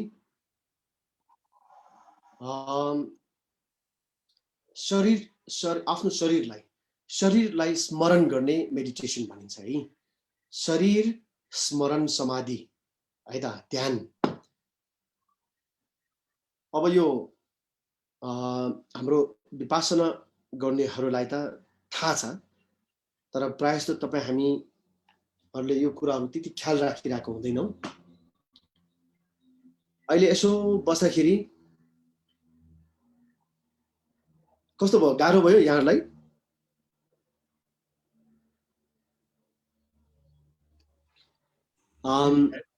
भएन गुरु आँखा खोल्नै मन लागेन गुरु आनन्द आयो गुरुको भीमपछि एकदम आनन्द आयो रे हजुर यो बल्ल आफ्नो शरीर भन्ने कुरा मसँग रहेछ है भन्ने कुरा महसुस भयो नि आज हैन सधैँ त मन कता कता भुलिरहेको हुन्छ शरीर मात्र यहाँ भइरहेको हुन्छ अनि कहिले काहीँ आइया आथा मात्र हुँदा शरीर छ भन्ने थाहा हुन्छ नत्र शरीर छ भन्ने कुरा पनि थाहा हुँदैन हामीलाई कि अनि जे होस् अब यो एकदम यो चाहिँ तपाईले आफ्नो दैनिक जीवनमा गरिराख्नुहोस् है यतिखेर तपाईको माइन्ड चाहिँ तपाईको मन चाहिँ कतै दायाँ बायाँको आवाजतिर गयो होला कतै के कुरामा ध्यानमा गयो होला तपाईको मन चाहिँ दायाँ बायाँ एकदम त्यो चञ्चल हुँदै भौतारिरहेको तपाईले नोटिस गर्नुभयो होला तर शरीरलाई जति सक्दो तपाईले अटल राख्न सक्नुभयो नि त त्यो आफैमा एकदमै ठुलो उपलब्धि हो यसलाई दैनिक जीवनमा गर्ने गर्नुस् धेरै ठुलो फाइदा गर्नेछन् हामीलाई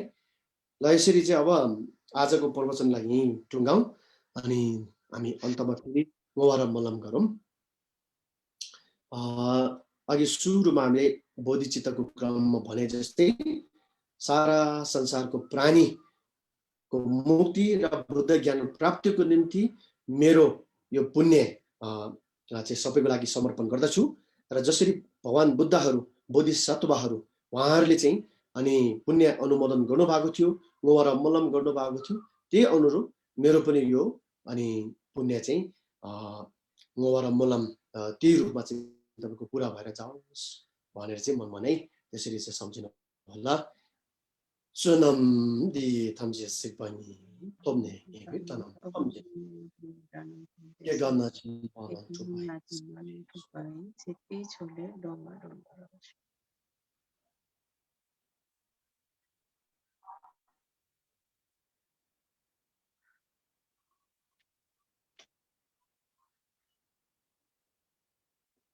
ओके धन्यवाद अनि हजुर अब अलिकति समय मैले बढी लिए माफ गर्नु होला अनि केही प्रश्नहरू छ भने प्रश्न गर्न चाहनेहरूले प्रश्न गर्न सक्नुहुन्छ ल सर्वप्रथममा गुरुलाई एकदमै धेरै धेरै धन्यवाद सम्पूर्ण हाम्रो धर्ममित्रको तर्फबाट र हजुरहरूको अब प्रश्न छ भने सबैले अनम्युट नगर्नुहोस् अहिले जसको प्रश्न छ त्यसले मात्रै अनम्युट गरेर बोल्नुहोस् है नत्र फेरि पुरा हेरेर गाली बाजी हुन्छ तपाईहरु सबै म्युटमा नै बस्नुहोस् हजुरको प्रश्न छ भने कि हात उठाउनुहोस् कि भने चाहिँ अनम्युट गरेर प्रश्न गर्नु होला धन्यवाद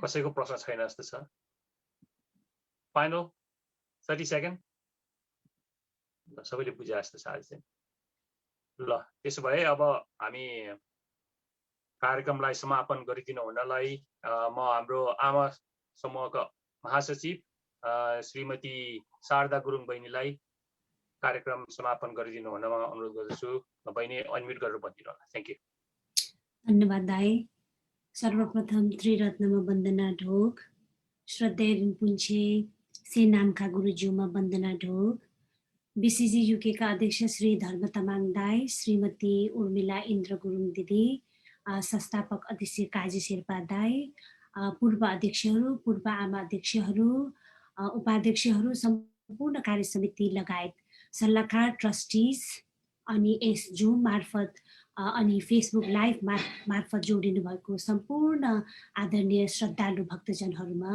मेरो नमस्कार साथै गुरुजीलाई प्रणाम हामी सम्पूर्णको तर्फबाट धन्यवाद टक्राउन चाहन्छौँ आजको यस सामूहिक भारदो टिचिङको धर्मदेशनाले संसारको हरेक प्राणीको हित बल्लो कल्याण होस्।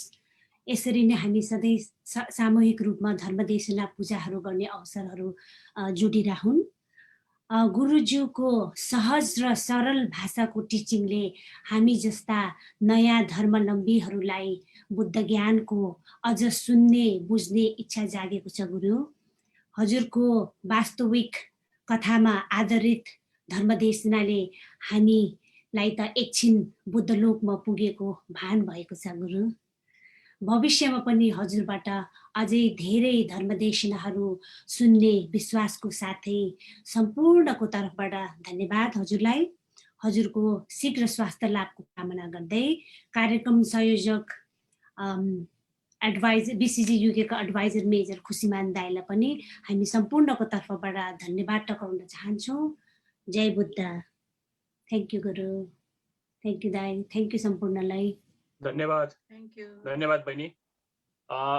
जानुभन्दा अगाडि अनि गुरुलाई बिदाई दिनुभन्दा अगाडि म एउटा सूचना हजुरहरूलाई दुईटा सूचना दिन चाहन्छु। सर्वप्रथममा त यो भादो टिचिङ अब हाम्रो अर्को शनिबार अनि आइतबार फेरि नियमित समय जुन चाहिँ 11 बजे UK टाइम मा हुनेछ। गर्दाखेरि हजुर सम्पूर्णलाई फेरि त्यस टिचिङमा यो कन्टिन्यू गर्नको लागि गुरु पनि आउनुहुन्छ। गर्दाखेरि हजुर सबैलाई चाहिँ हामी BCG UK परिवार आमन्त्रित गर्न चाहन्छौँ।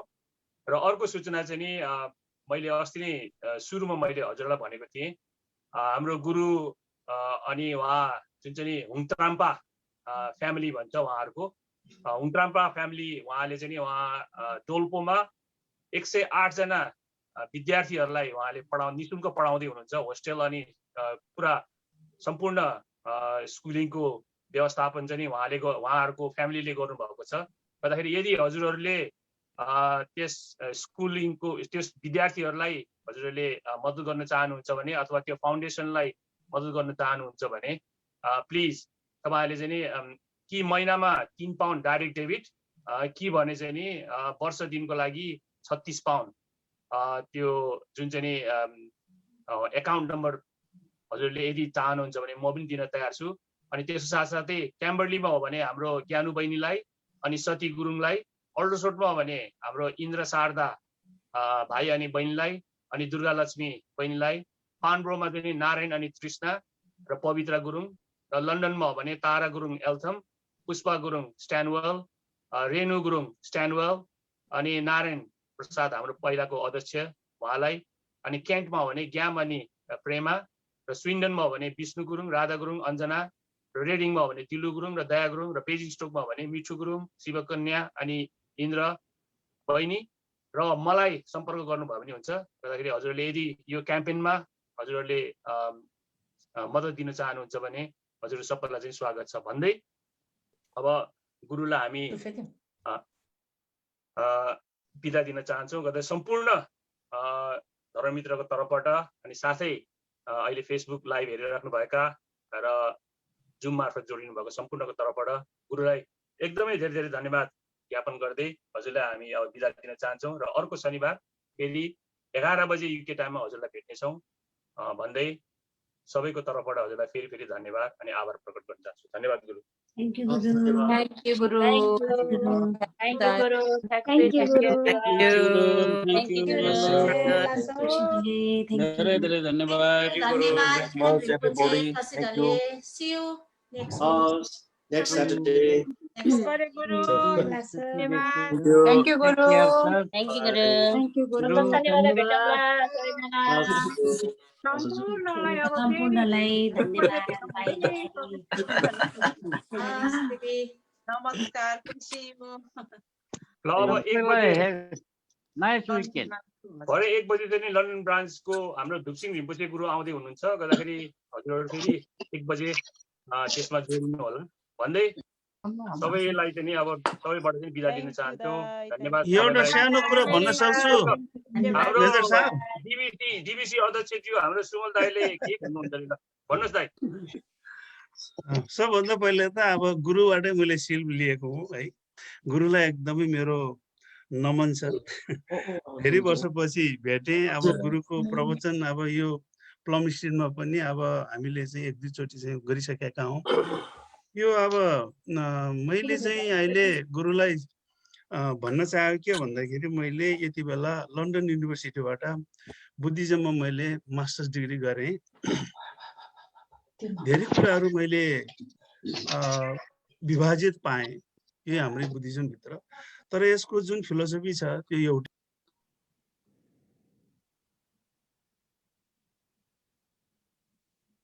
दाइ सरी तपाईँ अनम्युट गर्नुहोस् त, सरी। ल हजुर सुन्नु भएन? हजुर ल सुन्नु। ओहो गुरु नमस्कार गुरु। यो किन घरिघरि फेरि अनम्युट भइरहेको छ? मैले भन्न खोजेको के भन्दाखेरि बुद्धिज्ममा मैले यो लन्डन युनिभर्सिटीबाट मैले बुद्धिस्ट स्टडिजमा मास्टर्स डिग्री गरेँ। अनि मैले धेरै कुराहरू चाहिँ मैले अब जति मैले जाने बुझेँ त्यसमा अलिकति हाम्रो चाहिँ जुन रिचुअलदेखि लिएर कतिपय कुराहरूमा चाहिँ अलिकति भिन्नता पाएँ मैले। भिन्नता पाए तापनि यसको डेस्टिनेसन एउटै हो, ओब्जेक्टिभ एउटै हो। बुद्धको जुन अब अघि नै तपाईँले भन्नुभयो 4 आर्य सत्य र अष्टाङ्गी मार्ग सबै अब त्यसकै सेरोफेरोमा चाहिँ यो चाहिँ अब जुन बुद्धिज्म छ त्यो चाहिँ त्यसैभित्र छ, त्यतिमै छ। अब त्यसको चाहिँ अब जति पनि स्कलरहरू मैले देखेँ सबै पश्चिमा स्कलरहरू देखेँ जसले 150-200 वर्षदेखि अध्ययन गर्दै बुद्धिज्मलाई चाहिँ जुन हिसाबले उनीहरूले लिए अहिले यो चाहिँ अब पपुलारिटी चाहिँ वेस्टर्न कन्ट्रिज र अब नर्दर्न अमेरिकामा छ। अनि यहाँ चाहिँ मेरो कुरा एउटा के हो भन्दाखेरि हामीले पद्मसम्भवलाई चाहिँ धेरै अब बुद्धको अर्को रूपमा चाहिँ हामीले लिन्छौँ। अनि पद्मसम्भवको बारेमा चाहिँ के अरे बुद्धिस्ट ग्रन्थहरूमा जे जति अब उल्लेख पाइन्छ त्यसैमा पनि हामी निङमापाको जुन एउटा सेक्ट छ यसले चाहिँ पद्मसम्भवलाई चाहिँ अब धेरै हामीले चाहिँ मान्ने गर्छौँ। तर अरू सेक्टमा चाहिँ त्यति साह्रो मैले चाहिँ मान्यता दिएको जस्तो लागेन। अनि यसमा गुरुले चाहिँ केही प्रकाश पारिदिनुहुन्छ कि? यो फेरि अब सकिसक्यो गुरु है, प्रश्न अन्तिममा प्रश्न गरेँ। यो राम्रो होइन। हामी चाहिँ यदि बेला असहज हुन्छ भने हामी पछि पनि कुरा गर्न सक्छौँ। तर तपाईँले संक्षेपमा चाहिँ यो पद्मसम्भवको बारेमा उहाँको 8औं शताब्दीको जुन यात्रा तिब्बतसम्म थियो त्योभन्दा पहिला अब काठमाडौँमा धेरै वर्ष बसेर जुन अब उहाँले चाहिँ तन्त्रयानमा चाहिँ उहाँले चाहिँ सिद्धास्त प्राप्त गरेपछि उहाँ फेरि अब तिब्बतमा जानुभयो। तिब्बतमा जानु भएर उहाँले चाहिँ जुन सामे गुम्बाको चाहिँ अब जुन एउटा लिजेन्डरी अब जुन बुद्धिज्म तिब्बतियन बुद्धिज्ममा त्यो कुरा छ त्यो स्थापना गरिसकेपछि उहाँ चाहिँ तिब्बतबाट फर्कनुभयो होइन। त्यो फर्काउँदाखेरिको चाहिँ जो अलिकति त्यो ऊ छ त्यो रहस्य छ त्यो चाहिँ मैले पनि त्यो ग्रन्थहरू मैले चाहिँ प्रष्ट पाइनँ। त्यो तपाईँले बताइदिनुहुन्छ कि गुरु? नमन गरेँ। सुमाल कुमार साहेब एकदम खुसी लाग्यो, लामो समयपछि भेटघाट भयो आज। अनि तपाईँको प्रश्नको लागि पनि धन्यवाद। अनि हजुरलाई धेरै धेरै बधाई छ, लन्डन युनिभर्सिटीबाट बुद्धिज्ममा मास्टर्स गर्नुभएको छ, धेरै ठुलो उपलब्धि हो। अनि यो एकदम लाइफमा साँच्चै नै एउटा प्राउड फिल गर्ने काम गर्नुभएको हो यो, त्यसैले हजुरलाई एकदम धेरै धेरै बधाई छ। अनि अब यो महागुरु पद्मसम्भव र तपाईँको शाक्यमुनि बुद्ध स्वयंले जब अन्तिम उहाँको कुशीनगरमा महापरिनिर्वाण भयो, महापरिनिर्वाण हुँदाको बखत अनि शाक्यमुनि बुद्ध स्वयंले भविष्यवाणी गर्नुभएको छ। त्यो भविष्यवाणी स्टेटमेन्टमा के बताउनु भएको छ भन्दाखेरि अब म यहाँबाट महापरिनिर्वाण भएको अनि यति समयपछि लगभग 12 वर्षपछि भनेको छ। अनि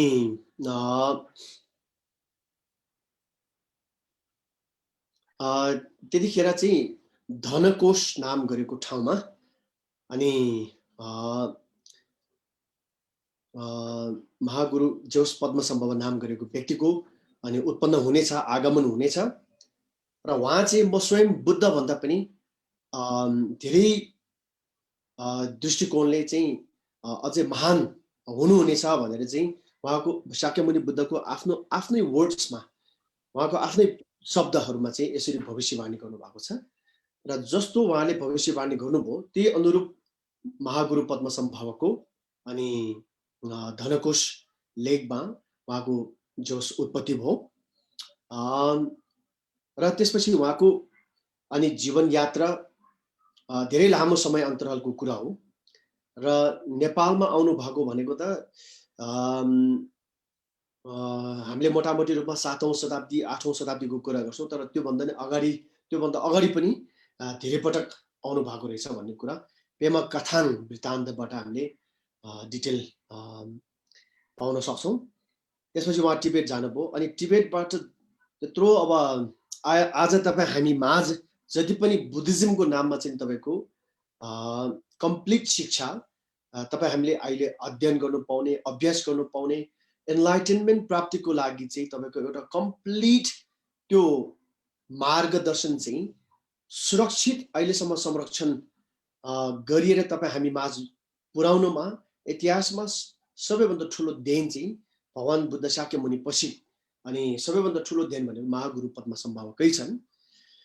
अनि अब यो नियममा बाहेक चाहिँ अरू परम्पराहरूमा उहाँलाई मान्यता दिन्न भन्ने कुरा यो एकदम यदि कसैले त्यसो गर्छन् भने त्यो एकदम गलत कुरा हो। किनभनेदेखि चाहिँ इतिहास हेर्दाखेरि चाहिँ काग्यू परम्परामा तपाईँको अहिले अब जीवित परम्परा भनेको कर्म काग्यू, जिगुङ काग्यू, डुप्पा काग्यू लगायतका यी काग्यू परम्पराहरू छन्। यी परम्पराका अनि मूल गुरुहरू सबैको चाहिँ महागुरु पद्मसम्भवसँग डाइरेक्ट इन्डाइरेक्ट कनेक्सन भएको कुरा उहाँहरूकै आफ्नै चाहिँ तपाईँको यो के भन्छ धर्म इतिहासमा एकदमै स्पष्टसँग चाहिँ बताएको पाइन्छ। त्यस्तै प्रकारले अब साक्य परम्परा भयो अनि घिलुक परम्परा भयो, जोनाङ परम्परा भयो, यो सबै अन्य परम्पराहरूमा पनि महागुरु पद्मसम्भवको भूमिका र उहाँको चाहिँ के भन्छ उहाँसँग सम्बन्ध नभएको भन्ने कुरा बिल्कुलै छैन। त्यसैले गर्दा यो सबै परम्पराले चाहिँ महागुरु पद्मसम्भवलाई एकदमै एउटा महत्त्वपूर्ण फिगरको रूपमा उहाँले मान्नुहुन्छ, उहाँले स्वीकार्नुहुन्छ र उहाँहरूको धर्म इतिहासमै त्यो कुराहरू एकदम विस्तृत रूपमा चाहिँ वर्णन गरिएको पाइन्छ। अनि त्यसैले गर्दा महागुरु पद्मसम्भवलाई चाहिँ अरू अन्य धर्म परम्पराले मान्यता दिएको देखिन्न भन्नु चाहिँ त्यो सत्य होइन। अनि अब व्यक्ति विशेषले चाहिँ आफ्नो चाहिँ तपाईँको एउटा फ्रिडम अफ के भन्छ थट्स एन्ड के भन्छ स्पिच त्यो छ। त्यसैले गर्दा जे पनि अब मान्छेले भन्ने स्टेटमेन्ट दिनेहरू आजकल तपाईँ हामीले भेट्छौँ। त्यसपछि उहाँ तिब्बतबाट जब फर्किनु भयो अनि त्यो फर्किनु मतलब इन्डिया फर्केको होइन, उहाँ त्यहाँबाट चाहिँ तपाईँको यो के भन्छ द ल्यान्ड अफ राक्षसको चाहिँ अनि नगरमा उहाँ यात्रा गर्नुभएको भन्ने भनिन्छ। अहिले पनि अब त्यही चाहिँ राक्षस चाहिँ तपाईँको के भन्छ ल्यान्डमा उहाँ हुनुहुन्छ भन्ने कुरा हामीले विश्वास गरिन्छ। अनि त्यसैले तिब्बतबाट उहाँ फर्किनु हुने बेलामा कुन ठाउँ हुँदै जानुभयो भन्ने विषयमा एकदम डिटेलमा चाहिँ कसले कुन इतिहासमा लेखेको पाइन्छ भन्दाखेरि अनि हाम्रो जोनाङ परम्पराको एकदम महान चाहिँ के भन्छ पण्डित उहाँको नाम हो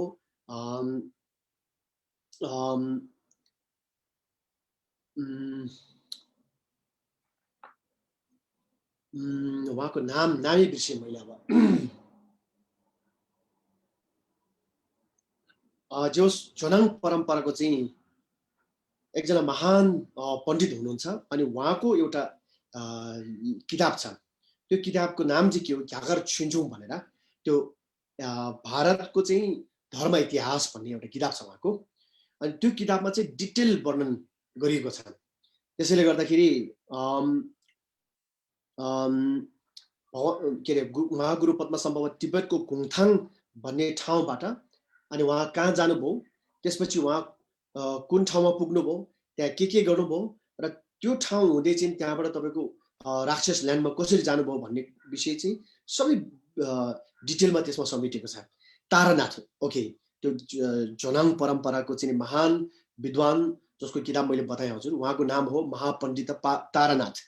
अहिले हामीले दोमाङ किताब पाठ गर्दैछौँ नि, हाम्रो श्रद्धेय खेम्बु वगिन्द्र शिला खेम्बु हाम्रो ब्राह्मण हुनुहुन्छ, खेम्बु शिले नेपालीमा ट्रान्सलेट गर्नुभएको जुन सुङदु दोमाङको जुन किताब छ, त्यो किताबलाई त्यो रूपमा चाहिँ सङ्ग्रहित एउटा प्याकेजिङ गर्ने व्यक्ति नै तारानाथ हो, महापण्डित तारानाथ झोनाङको।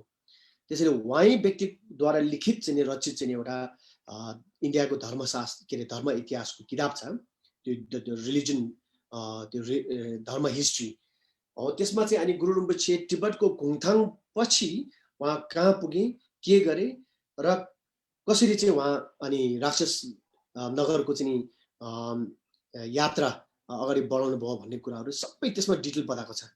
अनि त्यो किताब अनुसार अहिले हामीले यसो रिसर्च गर्दाखेरि हामी अब रिसेन्टली त्यो विषयमा इन्टरनेसनल कन्फरेन्सहरू पनि गरे, त्यो विषयमा अझै पनि अध्ययन जारी नै छ। अनि हजुरलाई सायद मसँग फेसबुकमा लिङ्कमा छ भने मेरो आफ्नो भुटान सम्बन्धित गुरु महागुरु पद्म सम्भवको लाइफ एन्ड लेगेसीको एउटा मेरो रिसर्च पनि छ। त्यो रिसर्च युट्युबमा तपाईँले पाउन सक्नुहुन्छ, अथवा हजुरले मेसेन्जर छ भने मलाई मेसेन्जरमा मेसेज गर्नु होला, म लिङ्क पठाउँछु। अनि त्यसमा पनि केही कुराहरू मैले त्यहाँ समेटेको जस्तो लाग्यो। त्यसैले त्यसमा कुनै एउटा मिथ भन्ने कुरा, मिस्टिरियस भन्ने कुरा बिल्कुलै छैन, एकदम स्पष्ट छ। र रिसेन्ट हाम्रो रिसर्चले के बताउँछ भन्दाखेरि त्यो तारानाथको किताब अनुसारको महागुरु पद्म सम्भवले तिब्बतको घुङथाङ पछि यात्रा गरेको ठाउँहरू चाहिँ अहिलेको मालदिप्स छ नि, मालदिप्स क्षेत्रमा पर्छ भन्ने कुराको अहिले के एभिडेन्स पनि भेटिसकेको छ अवस्था छ। मैले किन तपाईँलाई प्रश्न गरेँ भन्दाखेरि अब हुन यस्तो मौका घरिघरि पाउँदैन। अब यसमा धर्ममा हामी चाहिँ प्रष्ट हुनुपर्छ। अब हामी धर्ममा प्रष्ट छैन भने त्यो धर्म किन मानिरहेको, त्यो प्रष्टै छैन किन मान्नु, होइन? संसारमा अब 7 अरब मान्छेमा चाहिँ धर्म नमानी कमसेकम 2-4 अरब पनि छन्, उनीहरू पनि असल मान्छेमा त आउँछन् नि। तर कुरा के मैले भने, मैले पनि नेपाली बुद्धिज्ममा मैले डिजर्टेसन दिएको थिएँ, बुद्धिज्म इन नेपाल, होइन? अनि म मास्टर डिग्री मैले मेरिट पनि गरेँ। अनि मलाई पनि यो जिज्ञासाहरू छन्। अनि सबै अब जति पनि धर्म प्रवर्तकहरू छन्, प्रवर्तकहरूको चाहिँ तपाईँको आफ्नो आफ्नो एउटा जन्मेदेखि मरेसम्मको चाहिँ एउटा भनौँ न एउटा इतिहास छ। जस्तो कि अब अहिले हाम्रो गौतम बुद्ध भगवान् बुद्धलाई चाहिँ अब पश्चिमाहरूले चाहिँ जुन जन्मेको जुन वर्षहरू चाहिँ के अरे जुन इतिहासमा उल्लेख छन्, उहाँ त एउटा ऐतिहासिक के अरे जन्मै लिएरै चाहिँ यो धर्मलाई प्रवर्तन गरेको चाहिँ पहिलो बुद्धिज्मलाई चाहिँ निकास दिने अथवा बाटो देखाउने व्यक्तित्व नै उहाँ हुनुहुन्छ, भगवान् बुद्ध। अनि उहाँको बारेमा पनि अब 400 वर्षभन्दा बढी होइन भनेर चाहिँ त्यसरी उनीहरूले चाहिँ प्रमाणसहित त्यसरी लिएको छ। अब हामी मिथ र एउटा लिजन एउटा धेरै कुराहरूमा चाहिँ हामी चाहिँ धर्म विश्वास गर्छौँ, त्यसलाई पनि आधार नभइकन त विश्वास गर्दैनौँ। त्यो भएको हुनाले अब आफ्नो तर्फबाट नै केही पुस्तकहरू चाहिँ लेख्ने मेरो विचार भएको हुनाले अब मैले जानेको बुझेको कुरा हो, होइन? म पनि प्रष्टै भएर जानुपर्छ। त्यही भएर गुरुलाई मैले प्रश्न राखेँ, अन्यथा नलिनु होला।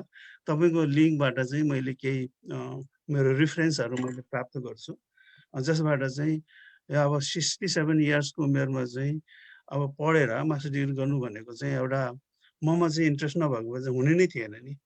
त्यो भएको हुनाले यो दक्षिण पूर्व क्षेत्रमा एउटा गुम्बा बनाउने अभियान लिएर चाहिँ हिँडेको पनि छु। अब बिस्तारै बिस्तारै हुँदैछ। तपाईँहरू जस्तो गुरुहरूको चाहिँ आशीर्वादले, ब्लेसिङ्सले नै यो पुरा हुने हो। अब अन्यथा यो बुद्ध दर्शन चाहिँ विश्वको एउटा सिग्नेचर हो कि, यो हस्ताक्षर हो। त्योभन्दा नि जुन मेडिटेसन छ नि बुद्धिज्ममा, त्यो त अहिले त पुरा अमेरिकादेखि लिएर विश्वभरि चाहिँ त्यसलाई चाहिँ एडप्ट गरिसकेको छ, होइन? त्यो भएको हुनाले यो प्रश्न गरेँ, धृष्टता गरेँ। अब प्रश्न केही कुरा तपाईँले प्रश्न दिनुभयो, तपाईँको लिङ्क पाएपछि अझ मलाई चाहिँ क्लियर हुनेछ। थ्याङ्क यू गुरु, धन्यवाद। धन्यवाद दाई। ल जाम भनेको फेरि हाम्रो आशा सोल्टीले फेरि हात उठाउनु भएको रहेछ, गर्दाखेरि ल सोल्टी अनम्युट गरेर कुरा राखिदिनुहोस्। Thank you. सर्वप्रथम गुरुलाई नमस्कार अनि हाम्रो सुमल दाईलाई धेरै धेरै बधाई छ, एकदम नौलो कुरा सुनाउनु भयो। मेरो प्रश्न आजलाई चाहिँ नराखौँ भनेर उस गरेको, प्रसङ्गवश आइहाल्यो। अनि गुरुलाई म एउटा निवेदन गर्न के चाहेँ भने हजुरले अघि पद्म सम्भवको जन्म चाहिँ गौतम बुद्धको निर्वाणपछि 12 वर्षपछि आउँछ भन्ने कुरा गर्नुभयो। यो तपाईँ चाहिँ पहिलो चाहिँ होइन, मैले धेरै पटक यो 12 वर्ष भन्ने चाहिँ सुने। अब गौतम बुद्ध चाहिँ ईसा पूर्व अब भन्दा 500-600 वर्ष पहिला जन्मनु भएको, उहाँ चाहिँ अब 80 वर्षमा निर्वाण प्राप्त गर्नुभयो। तर हामी पद्म सम्भव चाहिँ 7औं शताब्दी 8औं शताब्दीको कुरा गर्छौँ। योसँग चाहिँ कसरी लिङ्कअप हुन्छ कि अब पद्म सम्भवको धेरै जन्म आइसकेको थियो कि अथवा एउटै पद्म सम्भव 800-900 वर्ष 12 वर्षसम्म जीवित रहेको हो कि, यसलाई अलिक प्रश्न पारिदिनुहोस् न गुरु। Thank you very much. अब यो के भन्छ महागुरु पद्म सम्भवको जीवनी तपाईँले पढ्नुभयो भने अनि त्यसमा चाहिँ तपाईँको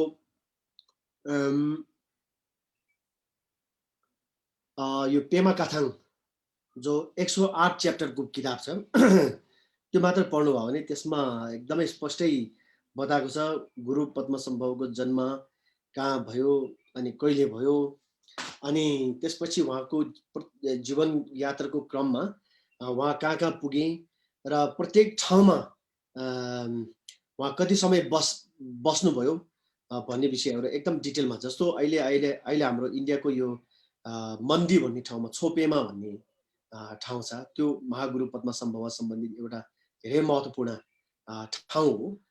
र जुन ठाउँमा महागुरु पद्म सम्भवले निकै लामो समय बिताउनु भयो अनि त्यो निकै लामो समय भनेको चाहिँ कति वर्ष भन्ने लेखिएको छ भने त्यो किताबमा 200 वर्ष, 10-15 वर्ष होइन कि 200 वर्ष। त्यस्तै प्रकारले अन्य चाहिँ तपाईँको इन्डियाको भारतवर्षको चाहिँ त्यो बेलाको विभिन्न ठाउँ क्षेत्रहरूमा जानुभएको छ। प्रत्येक ठाउँमा कमसे कम 5 वर्ष उहाँले बिताउनु भएको विषय लेखिएको छ। त्यसैले प्रायः जस्तो ठाउँमा 200 वर्ष, 100 वर्ष, 300 वर्ष, 400 वर्ष यस्तो बस्नु भएको चाहिँ डिटेलहरू अनि त्यो किताबमा एकदमै विस्तृत रूपमा लेखेको पाइन्छ। त्यस कारणले गर्दाखेरि महागुरु पद्म सम्भवलाई चाहिँ एक त उहाँ इमोर्टल हो, इमोर्टल भन्नाले अब तपाईँको अमर जीवन प्राप्त हो। त्यसकारण उहाँको जन्मिएपछि उहाँको मृत्यु भन्ने कुराको कुनै सवाल उठ्दैन। गुरु बिमाल मित्र र महागुरु पद्म सम्भव चाहिँ केवल दुई किसिमको एउटा अनौठो किसिमको व्यक्तिहरू हुन् जसको चाहिँ मृत्यु कहिले हुँदैन। उहाँहरू चाहिँ त्यो अवस्था प्राप्त गरेको, अमर जीवन प्राप्त गरेका। त त्यसैले गर्दाखेरि चाहिँ 7औं शताब्दीतिर महागुरु पद्म सम्भव 7औं 8औं शताब्दी नेपाल तिब्बत आउनुहुने बेलामा उहाँको उमेर त तपाईँको धेरै धेरै धेरै वर्ष, सयौं वर्ष, फ्यु सेन्चुरिज एटलिस्ट हो। त्यसैले त्यो 60-70 वर्ष 80-90 वर्षको उमेरको कुरा होइन हजुर। हस्, थ्याङ्क यू गुरु। हस् ल, अब गुरु पनि अब अलिकति असुस्थित हुनुहुन्छ गर्दाखेरि उहाँ धेरै थाक्नु भयो। हजुरलाई एकदमै हामीलाई यति समय दिनुभयो, अमूल्य समय दिनुभयो। हजुर एकदम धेरै व्यस्तता हुनुहुन्छ, व्यस्तताको बावजुद पनि हजुर आइदिनु भयो, त्यसको लागि धेरै धेरै धन्यवाद गुरु भन्दै अब हजुरलाई म शनिबार भेटौँला। थ्याङ्क यू गुरु। हजुर thank you, bye bye. Thank you, Guru. Bye-bye.